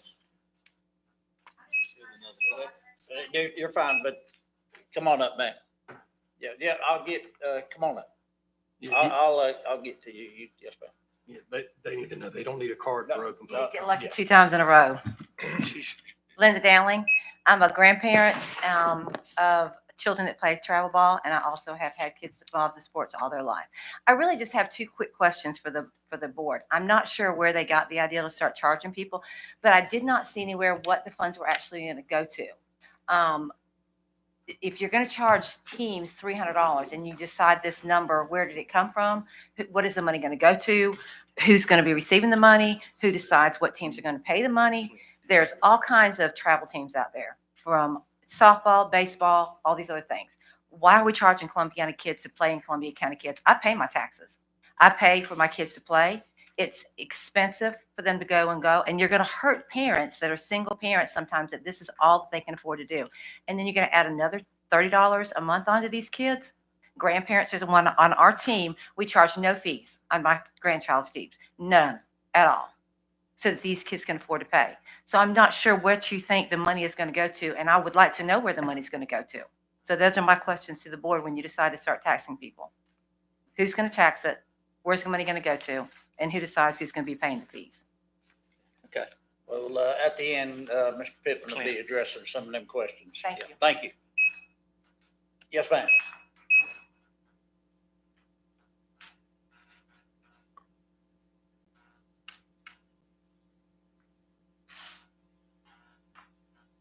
Hi, my name's Elena Whitehead, and I'm just a concerned mom. I grew up playing Stinger soccer here when Mr. TD was actually on the board, when we used to play out at the fairgrounds. I played when we moved to the new fields, and I have a kid who has the potential to become a college soccer player. He's been told that by many coaches. He's playing for coaches that volunteer their time, that aren't going to be there on Sundays and Wednesdays, that it could potentially take their team out of commission. There might not be a Stingers soccer team in their age level if these fees and this schedule of Sundays and Wednesdays happens. We might not have this opportunity for these kids to be coached by these guys that they're volunteering. They're amazing coaches. They love these kids. They know soccer. They know how to coach it. They know how to show the kids what they want them to be doing. They are creating future college players. They're creating the opportunity for these kids to have college scholarships. We're already paying $650 a season for our child to play soccer. And that's because we have volunteer coaches, and we do less than a lot of the surrounding counties. But if we have these fees, that's going to cause us to have the kind of fees that some of the surrounding counties have for their travel teams. I mean, people are going to start moving to those other counties where they've got professional coaches that are being paid to coach kids, instead of it going to, lights and stuff like that our taxpayers' dollars should already be paying for. And so it's sad, because Columbia County has had a lot of college and pro athletes come out of this little town. And it's not going to keep being that way if they take away the opportunity for these kids to play these sports. And, we've got a drug problem in this county. We have my entire life. So you get your kid in sports, they excel at sports, they make a travel team, and then they're penalized for doing the best and being the best in their age group, in their sport. I don't understand how that seems right to anybody, to be placing extra fees on the kids that are doing the best at the sport. But rec soccer isn't going to have any kind of extra fees. It's just for the kids that do the best and try their hardest and dedicate their entire life to the sport that are getting these penalties. And that's really sad that somebody thought that that was a good idea. I don't know who did, but I'm disappointed in them as a human being. So you said you pay $650 a year for your kid to play soccer now? Yes, sir. That's So what where our does that travel go? fees Where does are. that money go to? That money goes to the co-orver trainers that they have come in once a week. That money goes to pay the refs to referee our games. That money goes for, I'm guessing, part of the upkeep of the field. It goes to I'm guessing the golf cart and stuff like that that they use. I don't know where that money goes. I'm okay with paying that fee for the level of coaching and dedication that people are giving to my child. But to pay an extra $300 a month to use the field they're already using for no reason whatsoever, that's not okay with me. I'm not okay with, like the lady, I wasn't going to reiterate what other people have said, but the lady before me said, where is that money going? I know that my money is going towards my child playing a sport at a higher level than rec, because playing rec soccer isn't going to make them get any better. So, I mean, I'm okay with paying $650 a year. I'm not okay with paying whatever exorbitant amount it would be once they've taken all these fees and said, okay, well, per player, that's going to come out to this much. I mean, I've already figured out they've got like 15 kids on the team. So for one game, it's a $325 fee for the field is what I saw on the sheet being shared around. That's a month. Okay, well, it didn't say per month on that part. It said $300 a month for practicing, and that was on Sundays and Wednesdays that are not our practice days. We practice Monday, Tuesday, Thursday, because most kids on the team go to church. And we'll be able, when, at the end, whenever Clint's Mr. got it. Pittman gets an opportunity, he'll clear all that up. Okay. Definitely. But I understand exactly what you're saying. Yeah. We've been in the travel world too, but Yeah, thank you, and I appreciate All right. you coming up. thank you. Somebody else?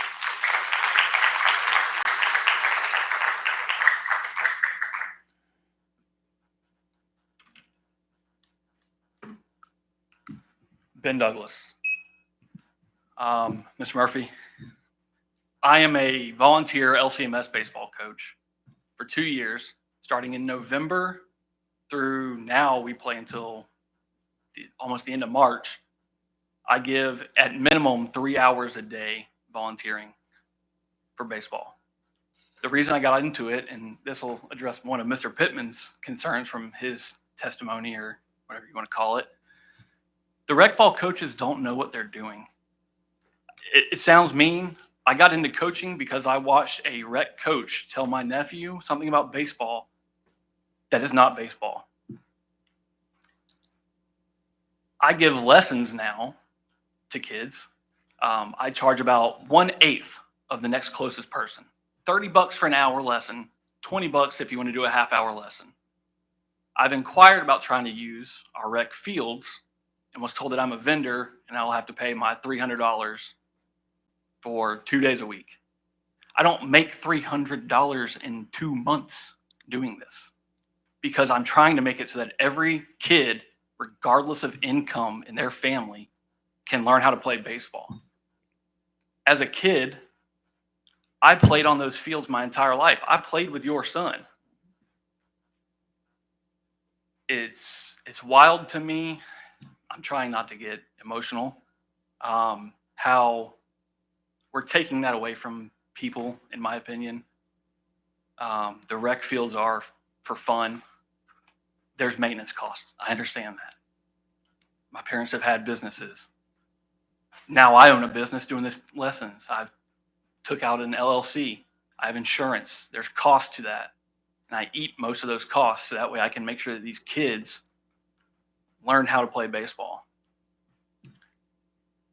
I'm aggravated.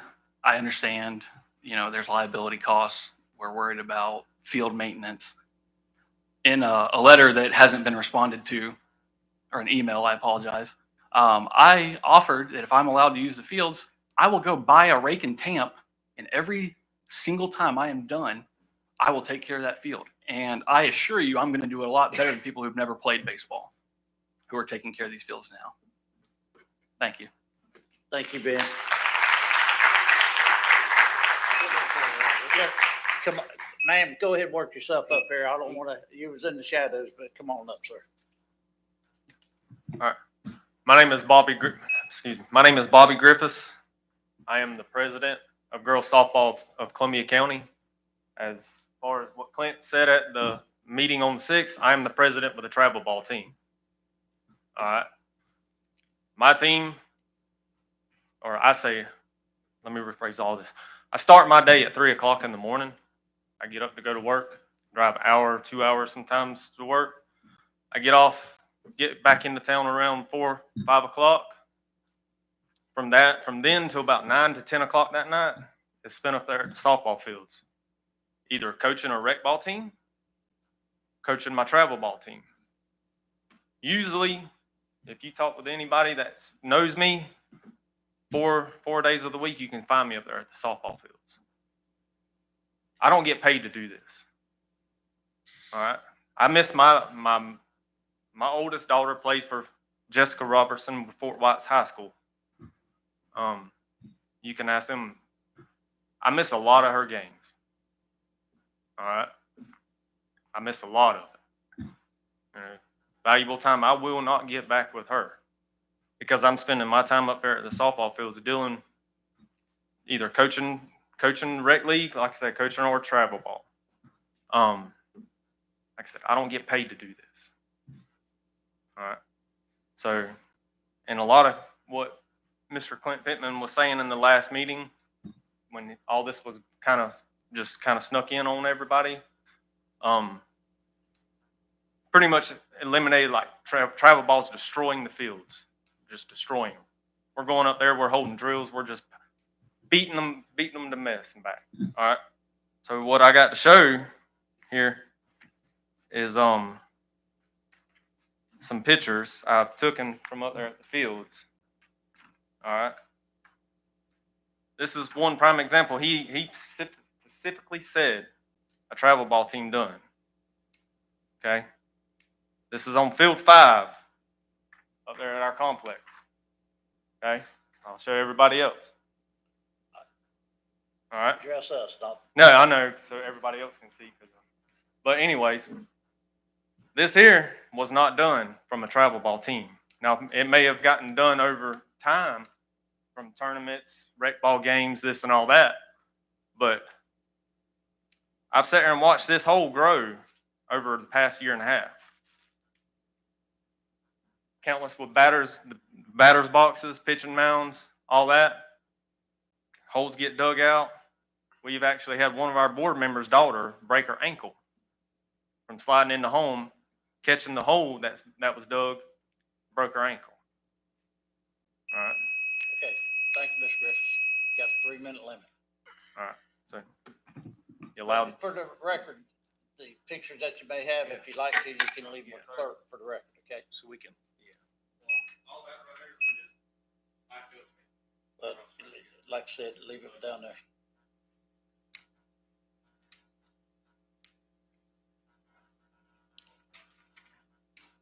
Yes, ma'am. My name is Cheryl Pennington. I grew up in Columbia County. I don't have a dog in this race at all. I don't have any, my children are grown, but I want you guys to look at it a different picture. All these kids that are sitting here are your next leadership in Columbia County. So if you take away their want to stay in Columbia County, then you're no longer going to have your Columbia County leadership. That's what I want you to look at. By charging these kids, moving them somewhere else to try and play ball somewhere else, you're going to start losing what you're going to need in the generations future to come. Because some of these little boys and little girls who are out here, they're going to end up going to school. They're going to end up coming back to their hometown that they grew up in and being the next commissioners, governors, mayors, whatever it may be for their community and their state. So I want you to stop and take a picture of that. Not just the field stuff, not just about them going to college. You might be pushing the next leadership for this town away by saying, hey, we're going to charge this extra money now. That's all I got to say. And my name is Cheryl Pennington, CHERYLPENNINGTON. Thank you, Cheryl. You're welcome.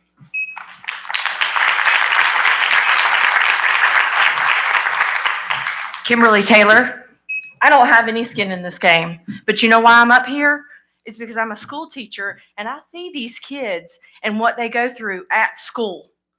And I can't tell you how many times that I see kids at school wanting to do something, but they can't afford to do it. You want to address money? First of all, why are we not charging for pickleball lights?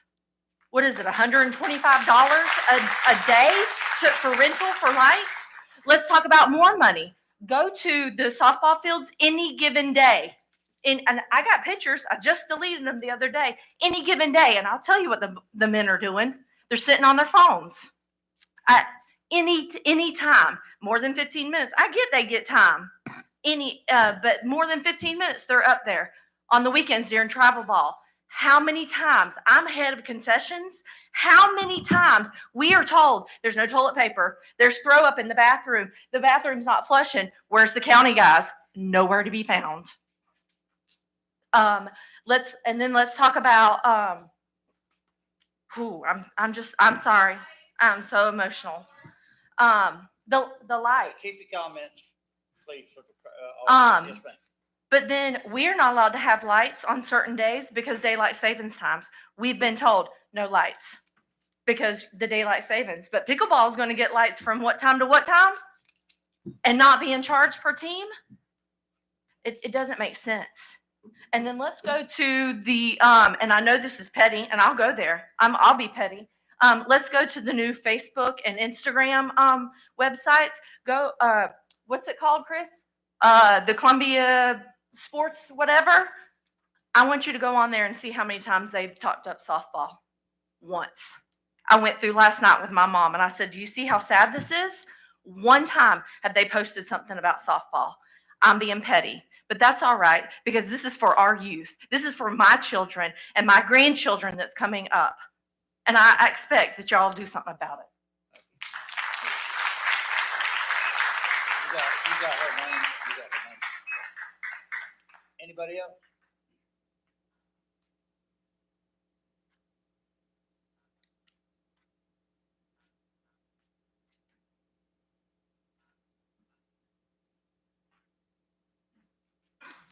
My name's John Beckman. I've been a server and I also have a son that plays competitive sports. Seeing as though he's been playing since he was 5 or 6 years old, he's shown development. Ever since he's made it into the travel team, he's been told he cannot step down to play recreational ball. He is too good. Just like the other mother that's sitting with the other child right there. We have poured money into his soccer development over these years. He has made Lake City Falcons team twice. Same with the other boy sitting right next to him. He has made all school sports as well. Coming from a hospitality standpoint, if you guys are going to start charging parents and travel teams extra money, just like all the other parents said, I do believe the travel teams will move out of the county, which will in turn cost revenue streams of those teams coming in and out. Have y'all been trying ever to, on a Saturday afternoon while the softball teams are in town, try and have lunch at any of our local restaurants or establishments? You can't get a seat.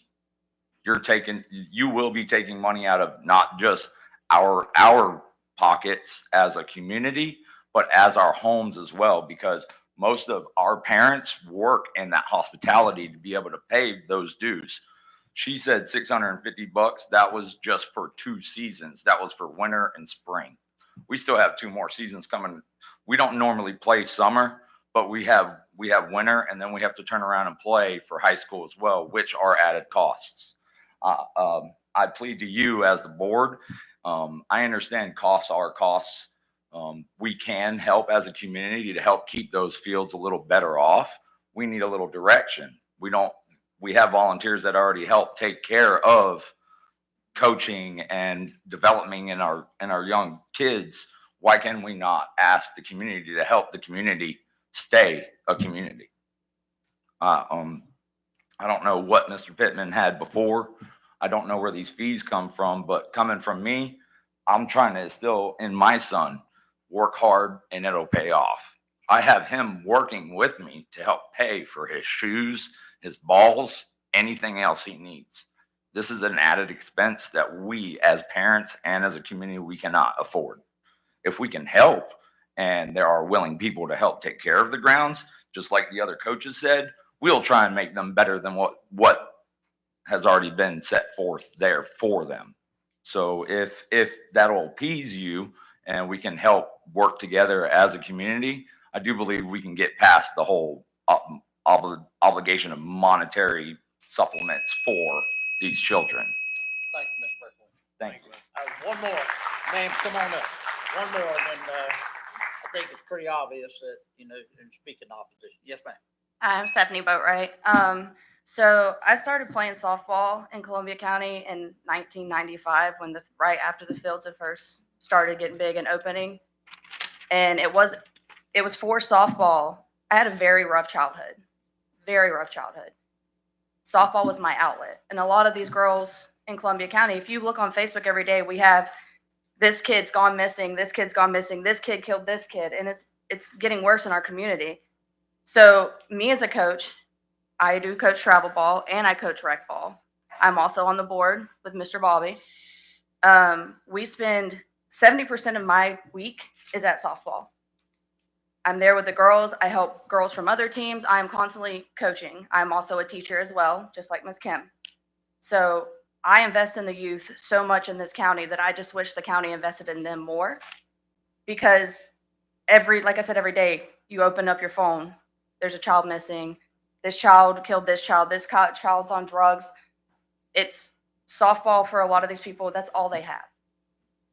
And I know people are like, oh, it's just softball. It's not even. I have friends that have kids that play soccer. I have friends that have kids that play baseball. But I know what it's done for me. I know what it's done for my children. But I do it because I love the sport, I love the community, and I love these kids. And if it wasn't for this and them having this, our county would just go downhill really, really fast. And that's all. Thank you. One more. Hey, I'm Lindsay Balance. And I just have a couple questions that maybe Mr. Pittman will answer after this. We've been involved with travel ball for a few years now, and I've been the one who's dealt with Miss Deborah at the account or at his office. And from my understanding, in the past, there had not been a fee at all. And when the fee came to $100, it was because we had a lot of travel ball teams started in our county. And we were having people fight over certain fields and times. The county or Mr. Pittman's office would not set a schedule for the travel ball teams because we were willing to work. We were willing to do that if we could have a set schedule that this team will utilize this field at a certain time, blah, blah, blah. So $100 fee was set that if you wanted a reserved field, you could pay $100. And I don't think they got any much kickback from us. We had teams such as one of our teams say, well, we're not going to maybe fight over the Wednesday, Sunday. We'll try to do maybe an open Saturday morning whenever there's not a tournament going on. We'll practice do our schedule around that. And I don't understand why that's not a possibility if the fields can stay unlocked to be able to use on a schedule that there are open fields. If rec ball is not going on during the rec ball season, why can't we utilize the fields? Why does it have to be Wednesday, Sunday?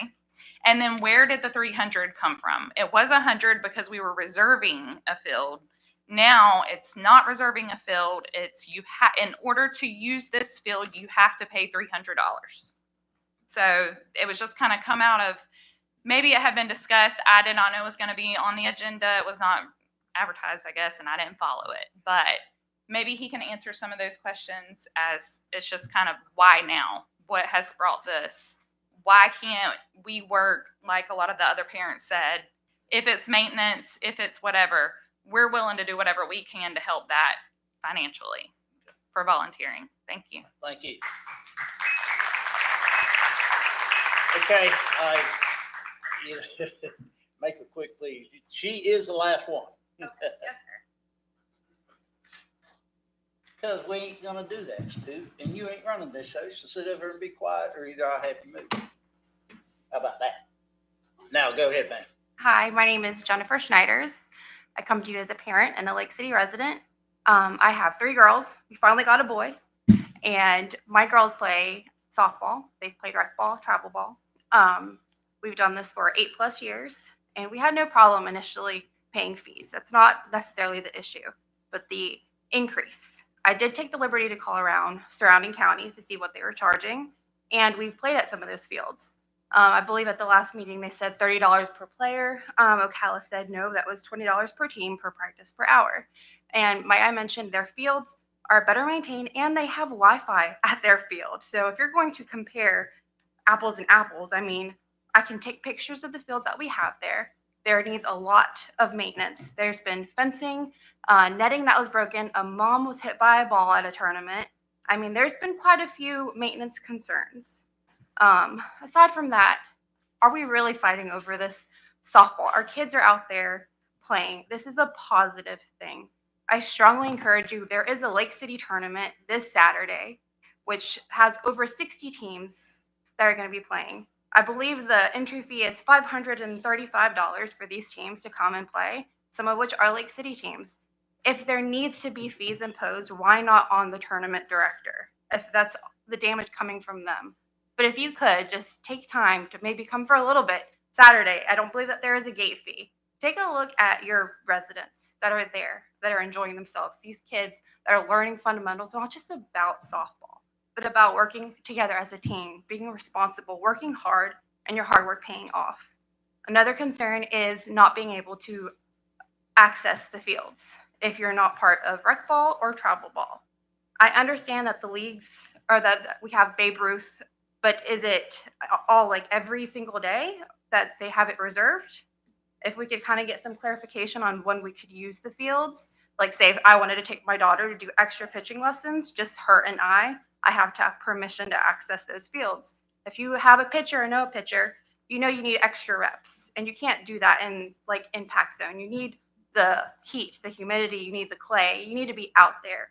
So there's a lot that goes into it. We're investing in our kids. That is our priority. It's not like we're asking for some monetary profit. We're just investing in our kids. Thank you. Thank you.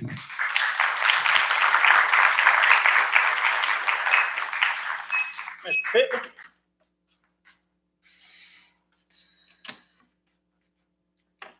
You want to see that photo? No. Clint, just give us a rundown on how we got here and Okay. First of all, I'd like to thank, all these people for coming out. A lot of them are personal friends of mine. A lot of them spend a ton of time at these fields. But, as a couple of them have said, one gentleman in particular, that he has created a business, an LLC, to give lessons. Okay. This isn't something I want to kick him off the field or keep him from having a vision to help these kids. But that's one type of vendor that we deal with on a regular basis. The county has ordinances against people collecting money, charging money to use a county facility. So that's why when he contacted our office, he was told he would be a vendor and have to pay in order to use that facility. That's common. It's not singling him or anybody else out that wants to do. He's collecting money from people on county property to provide a service, which makes him a vendor. So that'll maybe answer his question on why he was told that. Real quick, let me address soccer. Soccer's a whole different animal. Totally different. Those folks that are up here, they're exactly right. They pay a lot of money to play competitive sports. And that is all done through their league. So these travel ball fees that are on this thing right here for outside travel ball teams, that's not them. Y'all won't be charged these fees because they are competitive sports through their league. They're not an outside travel ball team. Okay, so that doesn't apply to them. So they're kind of like a rec league? Is that what? Their rec league, it's no different than All-Stars for some of these other, it's the next level of play, and it's all done through their league. So it's two different things that we're talking about here. But the way we got here, I've heard several people make the comment that other people don't do this. Well, pretty much everybody does this except for small communities that only have 4-field quads, that the excess travel ball play isn't an issue. Okay. Chris and I have done a bunch of research. I was actually sitting in Marion County in a seminar last year when travel ball was the main topic of conversation. When travel ball first started out here in Columbia County, we had 2 travel ball teams at girls and we had 2 over at boys. That was several years ago. At that time, those travel ball teams were run through the leagues. They practiced along with the league play. They, had time on the fields because there wasn't that many. As that grew, the Wednesday and Sunday deal, that's nothing new. That's been in place for almost 15 years. And that was created when the baseball started growing and changing the amount of travel ball teams, which bled over to girls doing the same thing. So the Wednesday, Sunday for travel ball has been in place for almost 15 years. Now, it's also been in the past that a lot of these travel ball teams, as a couple of the people stated, they also coach. Bobby coaches a rec team. So do some of these other ladies that came up here and spoke, and they also coach a travel ball. A lot of those kids are on both teams. So a lot of practice has been intermingled over the years. When travel ball becomes a problem is when you have profit-making machines that are agencies that have teams scattered all over the state of Florida. And I'm not going to put names out there because there's several of them around the state. But a lot of these are based out of other counties, but some of their teams practice and play here. Well, okay, whoa, look. Hey, whoa. Listen. Okay, point of order, Sheriff. Any more interruptions, I'll adjourn the meeting and it'll be over with. So if you want to sit back there and listen to what the man's got to say, he listened to y'all. And, we've all got concerns about this, but we're going to carry this meeting on the way it's going to be carried on. If you don't like it, there's a door. Go ahead. All right. So anyway, when we started doing the research and the issues with the amount of travel ball teams that were playing in the facilities, obviously there's a lot of wear and tear. Pictures that Bobby showed up here, you're exactly right. They're at the fields out there. And I can show you numerous times from repetitive play. And it's not all just the travel ball. It's rec ball. Then you got travel ball on top of that. And you got a big tournament on top of that. So it's the amount of play that's on these fields. But when you've got outside travel ball teams coming in from all over the place with 1 or 2 Columbia County kids on them and a bunch of kids from outside the county, and the teams keep growing and growing, I mean, we're literally up to 18 to 20 teams on girls softball side and boys baseball side. Now, they may not all be here at the same time, but we had 2 from Ocala driving up here to practice on our fields, and we had to run them off. This is a repetitive thing that happens over and over, okay? But when Chris and I started doing research and talking to these other counties, I'll just run down real quick here of how all this came up. The $300 wasn't magically, just a number thrown out there. Champions Park in Alachua County, right now, $600 per month for 2 practices per week. If you choose to pay 1 practice per week, it's $350 per month. That's at Champions Park in Alachua County, unless the facility is rented for tournaments, which is the same thing we do here. Jonesville in Alachua County down there, it's $75 for 2 hours of practice, plus $25 an hour for lights, and it's very limited availability because of the number of teams and that they have down there for their rec side. So travel ball is very limited to what they can do down there. Alachua County Rec Department, the priority is the rec leagues and activities, very little to no travel ball activity. But if you do rent a field, it's $60 an hour.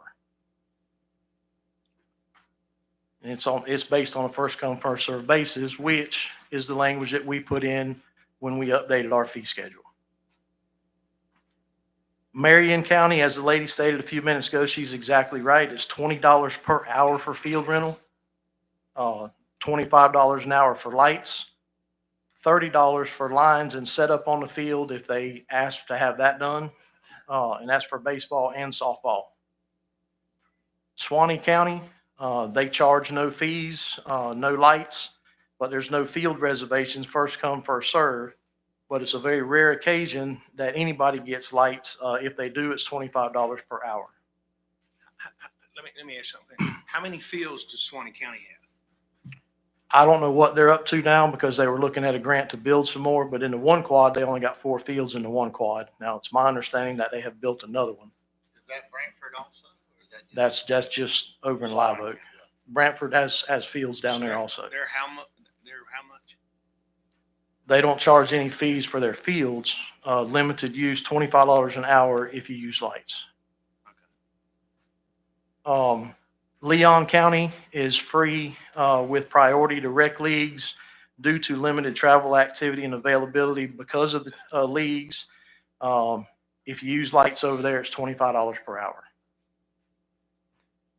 City of Tallahassee, priority to rec leagues, rec activities, minimal opportunity for travel ball due to the availability by the rec leagues. If you do rent a field, it's $28 an hour up to 5 hours. Then it goes to $140 for day rental. $71 for the first hour of lights. And then the light charges after that first hour range from $23 to $45 per hour. And that's based on time of year and, kilowatts used. Baker County, they have 6 small fields, first come, first serve. And most all that's, wrapped up with their rec leagues in the small county like that. But a charge of $10 per hour does apply if they use lights over there.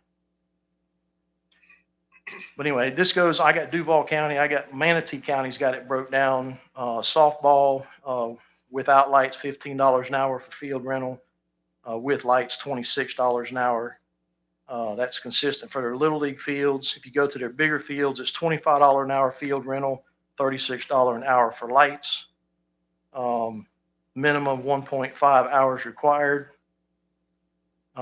They also charge a field rental agreement processing fee of $5 per agreement. They also charge a $15 field rental late fee because if you don't book your field within 2 business days when you want it, you get charged that extra $15. They also charge for dragging and lining the field, painting the field. There's all kinds of different stuff that goes along with that. Our $300 price per month, and I know some of the folks mentioned it about the extra fees for lights. We're not charging these guys for lights. If they look at that fee schedule that was sent out, a lot of that stuff on that fee schedule pertains to these tournament hosts. One of the people that spoke up here had mentioned we need to be charging them more, and that's exactly what this fee schedule is. We are going to charge them more. We're going to charge them more for the field usage. We're going to charge them for lights where we've never had a light fee here in Columbia County. That light fee goes to the tournament people, not to these folks sitting back here. And that may not be well explained in that letter that went out. And if it's not, I apologize, but we're not charging these folks lights. That's for the tournament hosts that come here to have events that want to play until 1 or 2 o'clock in the morning. There will be a light charge because they're collecting a bunch of money from these people to play at that facility. So maybe that'll clear some of that up as far as the. Clint, while you're on it, I have one question for you. Yes, sir. So these tournament directors, Mhm. they basically lease the fields for the county. Is that correct? That's correct. They run the tournament on the field? That's correct. And the teams pay that tournament host Mhm. to play the games. Right. So The basically, con- all they rent the field from the county. Right. Any of the concession proceeds, the leagues are allowed to run the concessions during tournaments, so that's how they get a lot of their fees back. But other than that, that tournament host, he pays for the field usage fee. They will start paying for lights now, which they haven't in the past, but they will start now. So these guys run the concession, are you saying, or the Mhm. league? Okay, Yeah, so the they leagues- get to make money. Leagues run the concessions. This is part of the licensing agreement that you have with the different, entities. That is correct. And one of the questions that the lady had a minute ago is about the fields being locked up. Joel can weigh in on this. We've had several discussions about this over the years. That lease agreement, it's that league's responsibility for that facility when they're running their rec programs. We're not going to leave the gates wide open for anybody to come and go and do what they want to and tear the fields up. And then the leagues get there that evening when we've lined the field for play or whatever the case may be, and the lines are destroyed and something because kids got out there playing kickball or whatever. We also don't leave them open during the day, during the work hours, for numerous reasons. We just had some people try to catch us in a lawsuit here a while back for going on a field that was just sprayed. Okay. When maintenance is going on in those fields, we've had kids run out there, to get a ball right next to the open side of a lawnmower that's blowing stuff out. I mean, there's a lot more that goes with the maintenance than what a lot of people see. And you can't just leave it wide open for somebody to walk in the middle of these activities going on. So we do not leave the facilities unlocked. If they make arrangements with the leaseholder of that facility, which are all these different programs, then they can make arrangements to go in when they have the facility open. I remember one time you were talking about you have to leave a field unused so many days after use or something like that. Depending, You were saying that you can't play on it every day. Yeah, you have to have rest time on the fields. The turf has to have time to regenerate itself.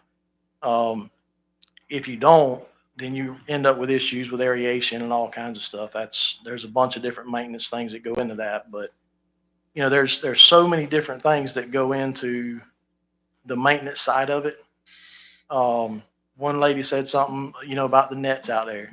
Everybody's sitting on this board up here, and several people on these boards, it was all explained to them in person and in numerous emails. Those nets were messed up by the hurricanes. They all have new nets up now. All that's been taken care of. That's a mute issue. But those nets, yeah, I mean, all that's in the process of being constructed, but we still have stuff that's not repaired from the hurricanes. So ongoing maintenance is nonstop at these facilities. Yes. Talking about maintenance, how much do we spend a year keeping these fields up? I know one time I heard 400,000. Is what TDC contributed. Right. There's a $400,000 contribution that goes to my budget from TDC, Tourist Development. So it's no. Wait, where do those taxes originate from? The TDC taxes? Those taxes are all from people that stay in the hotels out here. So not just the tournaments and all that, but everybody that stays out anybody that's traveling through Lake City pays. We collect the bed tax money that comes in through Tourist Development. $400,000 of that goes to my budget to maintain the ball fields. Some of that goes towards labor that's paid, when people are working the tournaments, our spray programs, fertilizer programs. I mean, you name it, that all goes, that's all for Southside, and the Fort White complex. That doesn't have anything to do with the other 40 properties that we maintain throughout the county. That's just for those two sports facilities because we do host the tournaments and all out there. So, but back to the fee schedule to maybe answer a couple of these other people's questions. That $300 was developed based on all that stuff I just read off to you guys. We're still lower than the majority of the places that I just read off. Where we're getting some flack, and I've talked to some people, we've got some of these folks sitting up here that have travel ball teams that are not associated with an outfit. Okay. And when I say outfit, that's a travel ball organization that makes money all over the state. Yeah, they make a lot of money. These fees that they're talking about, within 12 hours from the time this thing went out, we've already got 6 fields reserved, paid for, no problems, ready to go. That's because they want to make sure they have a field. But as several of these folks have brought to my attention, those folks are part of some of these organizations. And what the worry is now is some of these local teams that have all Columbia County kids, that they're not affiliated with a group. It's an individual travel ball team. And that's what some of their questions are coming up. Well, we may get out there to where we don't have a field to practice on. So there's a lot of concerns there. I'm not saying that this, what we presented here for our fee schedule is the fee schedule. And most of it applies to the tournament folks. But there may be some ways we can implement some other field usage deals but that's something that we're going to have to address as we get into this. But the fee schedules are the fee schedules. So, but it's going to be up to some of these organizations. Like I said, soccer, their competitive stuff is run through their league. They handle their scheduling. They handle their stuff. This doesn't apply to them. Girls softball, So when you say their league, you're talking about their rec. their rec league. Okay. So, Yeah. so what you're saying is this whole thing, soccer is not going to be affected by this at all. Mm. So y'all aren't under this. Yeah, but You're not, please. But the way that the travel ball worked, and there are travel ball soccer people that come in here and want to use our fields. They will be charged these fees, but we book that with the folks at soccer when they host tournaments, and the field usage fees, all that stuff comes into play then.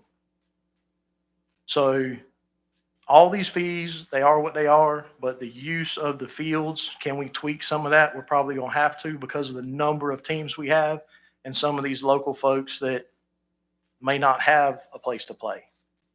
But that's going to have to be worked through the leagues, and we got to figure out how we're going to do that. So I hope I've answered everybody's questions. One of the biggest ones Mhm. I've heard everywhere, and I'm sorry to stop you. I know the answer to this question, and it better be the answer to this question. Where does that money go that we make extra? Okay. Because I've heard everybody say there's maintenance problems. So where is that money going to go? Any money that's collected through this fee schedule, whether it's through the tournament host or the people playing or paying to use the fields for travel ball, every bit of that goes back into the complex. It doesn't go for labor for the guys or any, that's all paid out of my budget. We have tournament fee accounts right now, which is where this money will go, any of these charges for the fields. And as the nets, prime example, we had to pay for those nets that the hurricanes tore up. We don't know if insurance is going to cover any of it or not, but all that was paid, through the tournament fees and through the monies that we collect for that facility. None of it came through the leagues. None of it was, done. So all that money goes back into the facility, 100%. There's accounts set up for every soccer, softball, baseball, adult softball. There's all revenue accounts set up through the county for those organizations. I'm sorry I stopped you. That's okay. So Clint, if I come rent your facility Mhm. and I have I'm gonna call it a business, a travel ball, whatever the heck it is.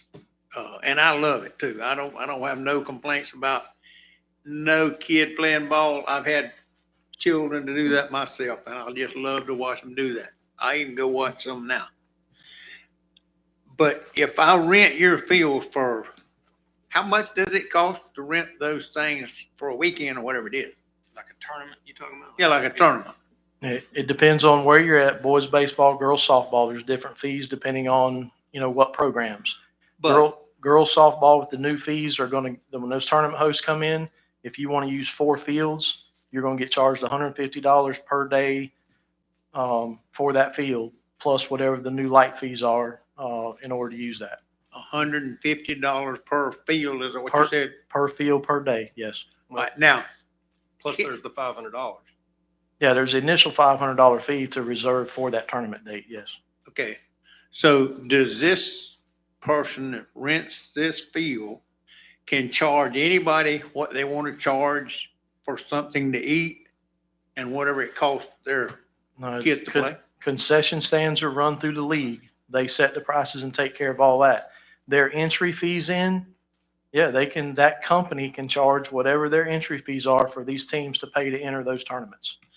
So if my company is making X amount of dollars, so to speak, Mhm.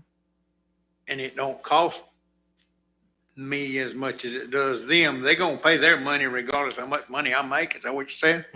So whoever's running this program is making money. They're making a ton of money. They're making a ton of Why money. can't the people that's making the money help these people? That's an independent business.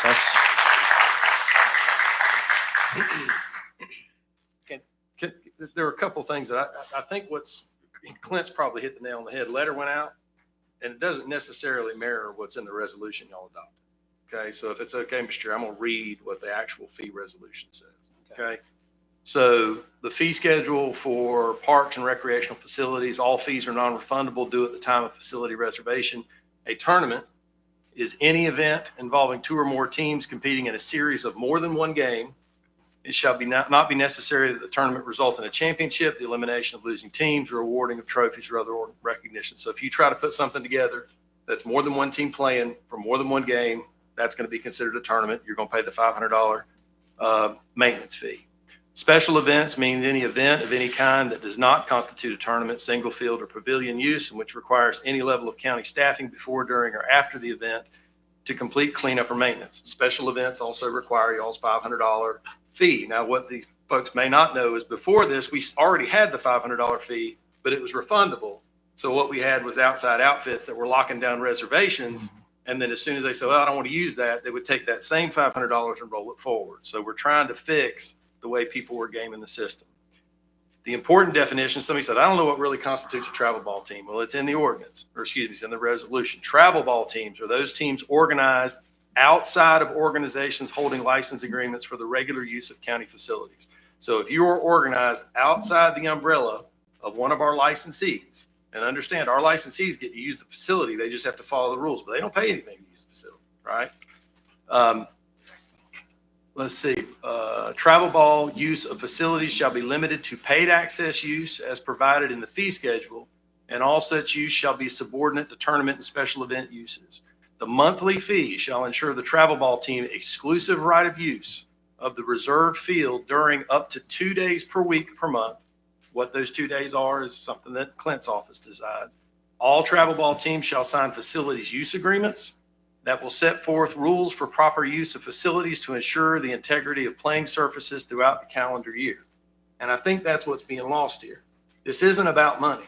And if it needs to be $5, it needs to be $5. But the thought that we're reserving certain fields for certain teams on certain days, again, the whole day, no light use fees, nothing like that, is to regulate the levels of use that the playing surfaces are getting. Because Clint has said to y'all, and we saw his photos, and there's more evidence now that I know Clint has. It's the use that's abusing the multi-million-dollar investment that the county taxpayers have made in those facilities. They cannot survive with the level of use they're getting. So the thought process of this was, hey, travel ball, no problem. You pay $300 for a month. You can get 8, maybe 9 practices out of that. You get the whole day. You don't get an hour like some of these places do. You don't get one practice. You get the whole day. The whole day for one team, for one day, for one field. Actually, for 2 days for one field.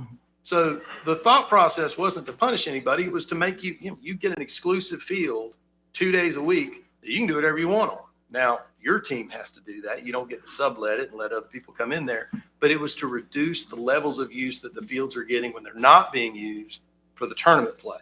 Because again, the bed tax that gets generated that helps offset the cost of this facility for all the county taxpayers depends on those tournaments working. And those tournament coordinators are paying. They're paying quite a bit of money.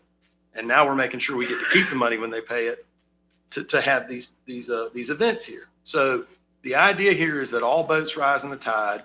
It's not supposed to be a punitive fee. Again, Clint got this fee based on what he found in the market. He's just trying to make sure that we're competitive with other areas so that people don't flock here, right, to practice for free, because the only reason they're not practicing in Alachua County is, well, I have to pay a fee down there. I'm going to come up here. So it was intended to bridge a gap. Again, if it needs to be not $300, if it needs to be $30, it really doesn't matter. It's the use agreement and the level of use that the board was trying to control. And I think that's been lost.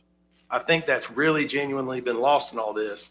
It's not really about $300. It's about the levels of use that the fields have been suffering and fixing that.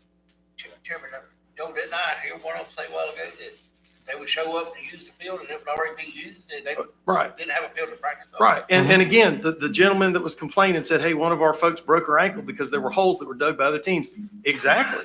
Right. If the fields are in constant use, they can't go out and fix them. You know, if the fields never get to rest, they can never get back to the condition they're supposed to be in. So if we're going to survive with all these facilities, we have lots of facilities, right? That's the nice thing. We can rotate them out. We can make sure that it works for everybody. but it can't be a situation where it's the wild, wild west and it's open season on fields. And if we're going to use the field for 13 hours a day, then so be it. That's just the way the county's just going to have to suck that up. That can't continue. And it's not going to continue. That's what this policy was intended to address. And again, the board did, they said, well, this got snuck in on you. You didn't know what, nobody tricked the board.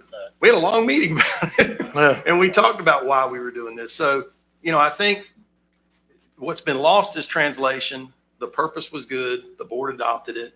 The board understood what it was doing. If we need to adjust the amounts, we can adjust the amounts. I don't think that's the end of it. It's not a money-making venture. It's not what this was intended to be. It's about regulating use. And if I may, talking with Clint on just this incident, and of course, leading up to the value talk, Chris, also,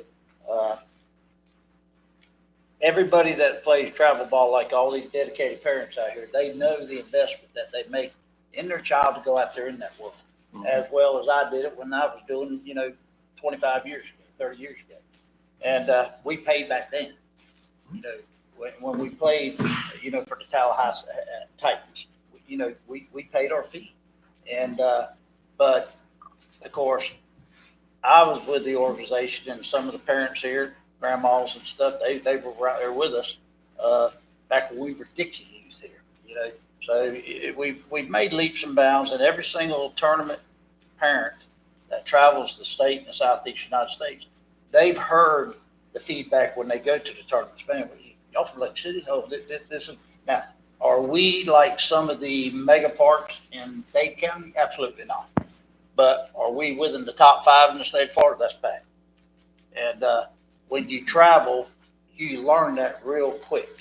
And then to Mr. Phillips's point, there's people, that's how they make their living. Like you do what we do. There's I'm not going to mention his and her name, but they own a big franchise in USSSA. They've been offered by a group right here in Columbia County years ago, big bucks, to buy their rights. And it's a business out there, and everybody here can allude to it. And the truth is, I heard a gentleman say, I can't remember if it was soccer or baseball, but I was president out there for many, many years. I was affiliated for 20, but and one of the ladies, I think, said it is hard to go out there and dedicate this type of time on the weekends and all your extra time. One young lady spoke of, trying to coach his or her child, with pitching skills. It's a big investment for a family, but my point is that it is hard to step back and go to the rec league, because everybody sitting in these steps can guarantee you they've seen it happen. You go into the rec side of things, and there's a lot of kids, nothing wrong with it. They're just there to have fun, and I hate to say it, some people use it as a babysitting service. But my point is that the investment that these people are making that's sitting in this room, I get it. I get it 100%. But what I also get is that I've been around long enough, and I'm not claiming to know anything more than anybody in this room. But what I do know is that there's millions of dollars been invested out there. To leave the gates open, I'd never support that. Me and Clint, when I was the president out there, how many times did we, that one weekend, $20-something thousand worth of sinks and toilets. You can't turn it open to the Wild Wild West. It does not work. But there is, I think, learning what we've learned here this week, I think there's some room for Clint and his team to sit down with a few chosen people that the leagues would send forth and work out some of the kinks, because I think we may have a couple of kinks, but I support the fee schedule as well, because these tournament hosts that come here, not only do they make a lot of money, like you was alluding to, but they also invest a lot of money in the community. They bring a lot, just like the gentleman, he's been a waiter for years, grew up one of my youngins, and he sees it with his own, he sees the return. That's how he makes his living, off a lot of these tournaments. Millions upon millions is what comes back into the community. Well, I'm not trying to say man shouldn't make money. I understand that. So I've been in race cars, okay, for one instance. I know it's not I think we got a lot of kids that go to that too. But if I go to a sanction where I have to race a car and the man wants $500 for me to run that race, I gotta pay it or go home. So, I mean, that's plain as day. That's the way it is. And I'm sorry, that's the way the world treats us. It doesn't matter. But I'm all for the kids, and we're gonna do what we can do with Clint, see what we can hound out, okay? Yeah, I want to say something. I appreciate all y'all coming, and when I see social media blow up and all that, yeah, you know, I understand. And I was like, y'all come to the meeting. This is why we have these open meetings. We have them 2 days a month. And I talked to Jessica, and I said, Jessica, you as a realtor and any of y'all, I mean, as a community, you really should look. It takes you 3 minutes to look at our. I know it's boring, and most time it is, but you can look at our agenda and see what we're looking at. It might be something that's fixing to have some kind of grocery store next to your house. You never know. So I like y'all's participation. That's a good thing. And I think Clint can get with a couple key people we've talked to, and y'all can work out things. But I know that Clint's made this. You know, I don't know what the fee will end up, but I know that he looked at it, and some of the things he was saying, $25 an hour and all that. That's a lot of money for 1 day on a field. I couldn't believe that it's that much money, and I think it's $600 somewhere. But anyhow, and I don't want anybody to think that we're not for baseball. Look, my kids don't play baseball. They're not, or softball, baseball, everything. I'm not just talking about softball though. Baseball's included. But I mean, I sponsored a team for 25 years, and my kid couldn't play baseball if you put him in Roger Maris taught him. But it's something we all care about is sports. I can promise you, because I spent money doing it, and I don't even know anything about sports. And I'm glad that y'all are here. It shows that you have interest in what your children are into, and is a big issue for our county. I own a bail bond company, so I know kids that don't get their parenting. I know them personally. So I really appreciate y'all coming, and I think Clint can get with a couple people we know, you know, maybe Jessica and y'all, and talk to you, because he's willing to try to do more do some things for the Columbia County, you know, the ones that are pure Columbia County and that are working, that aren't making a bunch of money. They're just there to help their kids, you know, and I understand that. But I think Clint is committed to this, and I can promise you that we don't just sit here and go, oh, who cares? No, I can promise you, Clint didn't sleep last night. I didn't sleep last night. You know, we worry about things like this. We want things to be right. So I just want to let you know that you're not falling on deaf ears. We're not here. We're sitting here with you talking about it, and that's the way things get done. And I appreciate y'all coming. Clint, the main effect that is baseball and softball, a girl softball, correct? Okay, so Clint, you know the leaders of both of these organizations. You know, my opinion is, I think you need to sit down with them, work out some of these kinks that you said that, you know, we see, and see what it is, and, you know, bring it back to the board. You know, because if I read it right, isn't there an effective date on this? Yeah, July 1st. Yeah, okay. So so, you know, you know the players, you know, and so we've got, you know, I've talked to a bunch of you sitting in here already this week, and but I think it's the way you do. We, you know, work through the kinks, but, you know, it's obvious, and I think it's pretty obvious where we know where the monies are going back, you know, and then and board, I just want to reach out to you. I sat in this corner over here, and I got totally scrutinized when I ran. You know, we come up with a plan one time back years ago. Just give you a short history. We was going to charge $1 per person to get in the field. And with that being said, we all come up as a board at that time. But, you know, that's when we put the very first batting cage at Southside. And so when I got tarred and feathered, you know, we pay taxes, we do this, we all do. That's exactly right. But that one, when I finally dodged the bullets, when we built the first one, we wouldn't let them go into the field except the people that had, you know, special needs. They walked around there, they seen where their first money went. And they said, oh man, this is all right. So that's when Babe Ruth, as an example, and the soccer associations have done it. The girls softball's done it. A lot of people invested a lot of money out there, but it went real good until a commissioner had to go out there and spend $9 one night. then my whole family went up. So he said, that's true story. Kevin, I think you were here and heard the whole story. I spent more than $9. But you know, but anyway, that's the way it goes. And unfortunately for all these people that are dedicating all this time, the volunteerism is not out there the way it used to be, you know, and it's there, y'all got a heck of a, you got a heck of a responsibility, but everything, what impresses me, I don't know how many kids are in Babe Ruth baseball now, but I'm sure probably at least 250. And soccer is off the chain, girls softball is off the chain, and but you are the dedicated ones in the community, because we all know sitting in this room, there's several hundred other mamas and daddies that should be sitting in here too. You know, and I just, that's a true fact. That's just the way you got to play it out. But I sincerely appreciate you guys coming, for having a call, you know, straighten up the meeting a time or two. It's just the way we try to keep it civil and keep it straight. But we appreciate your efforts, and we will be getting back with you, and we appreciate it. And thank you, Clint. If you got anything else, like say. Correct. I mean, that's what I was just fixing to get. I just wanted to make sure you was done with your presentation. I'll touch base with these, on this. I'll give it Joel first. Want to make sure that we're not, you saying something that's not here with the resolution that we have in place. I'll give it Joel and I'll get these places. What's wrong? Oh, he with mine? can't hear you. They can't. Oh, sorry. He'll speak up. The battery died. I'm sorry. Turn around, Tony. Yeah.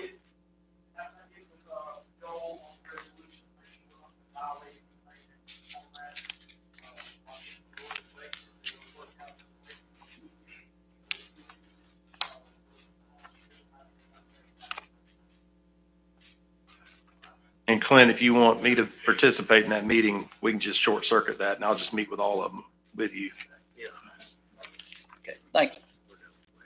Yeah. We, just if you have any more questions, if you don't mind, please just send them in. Just go online, get with David, and then or send the email to Clint. Okay. And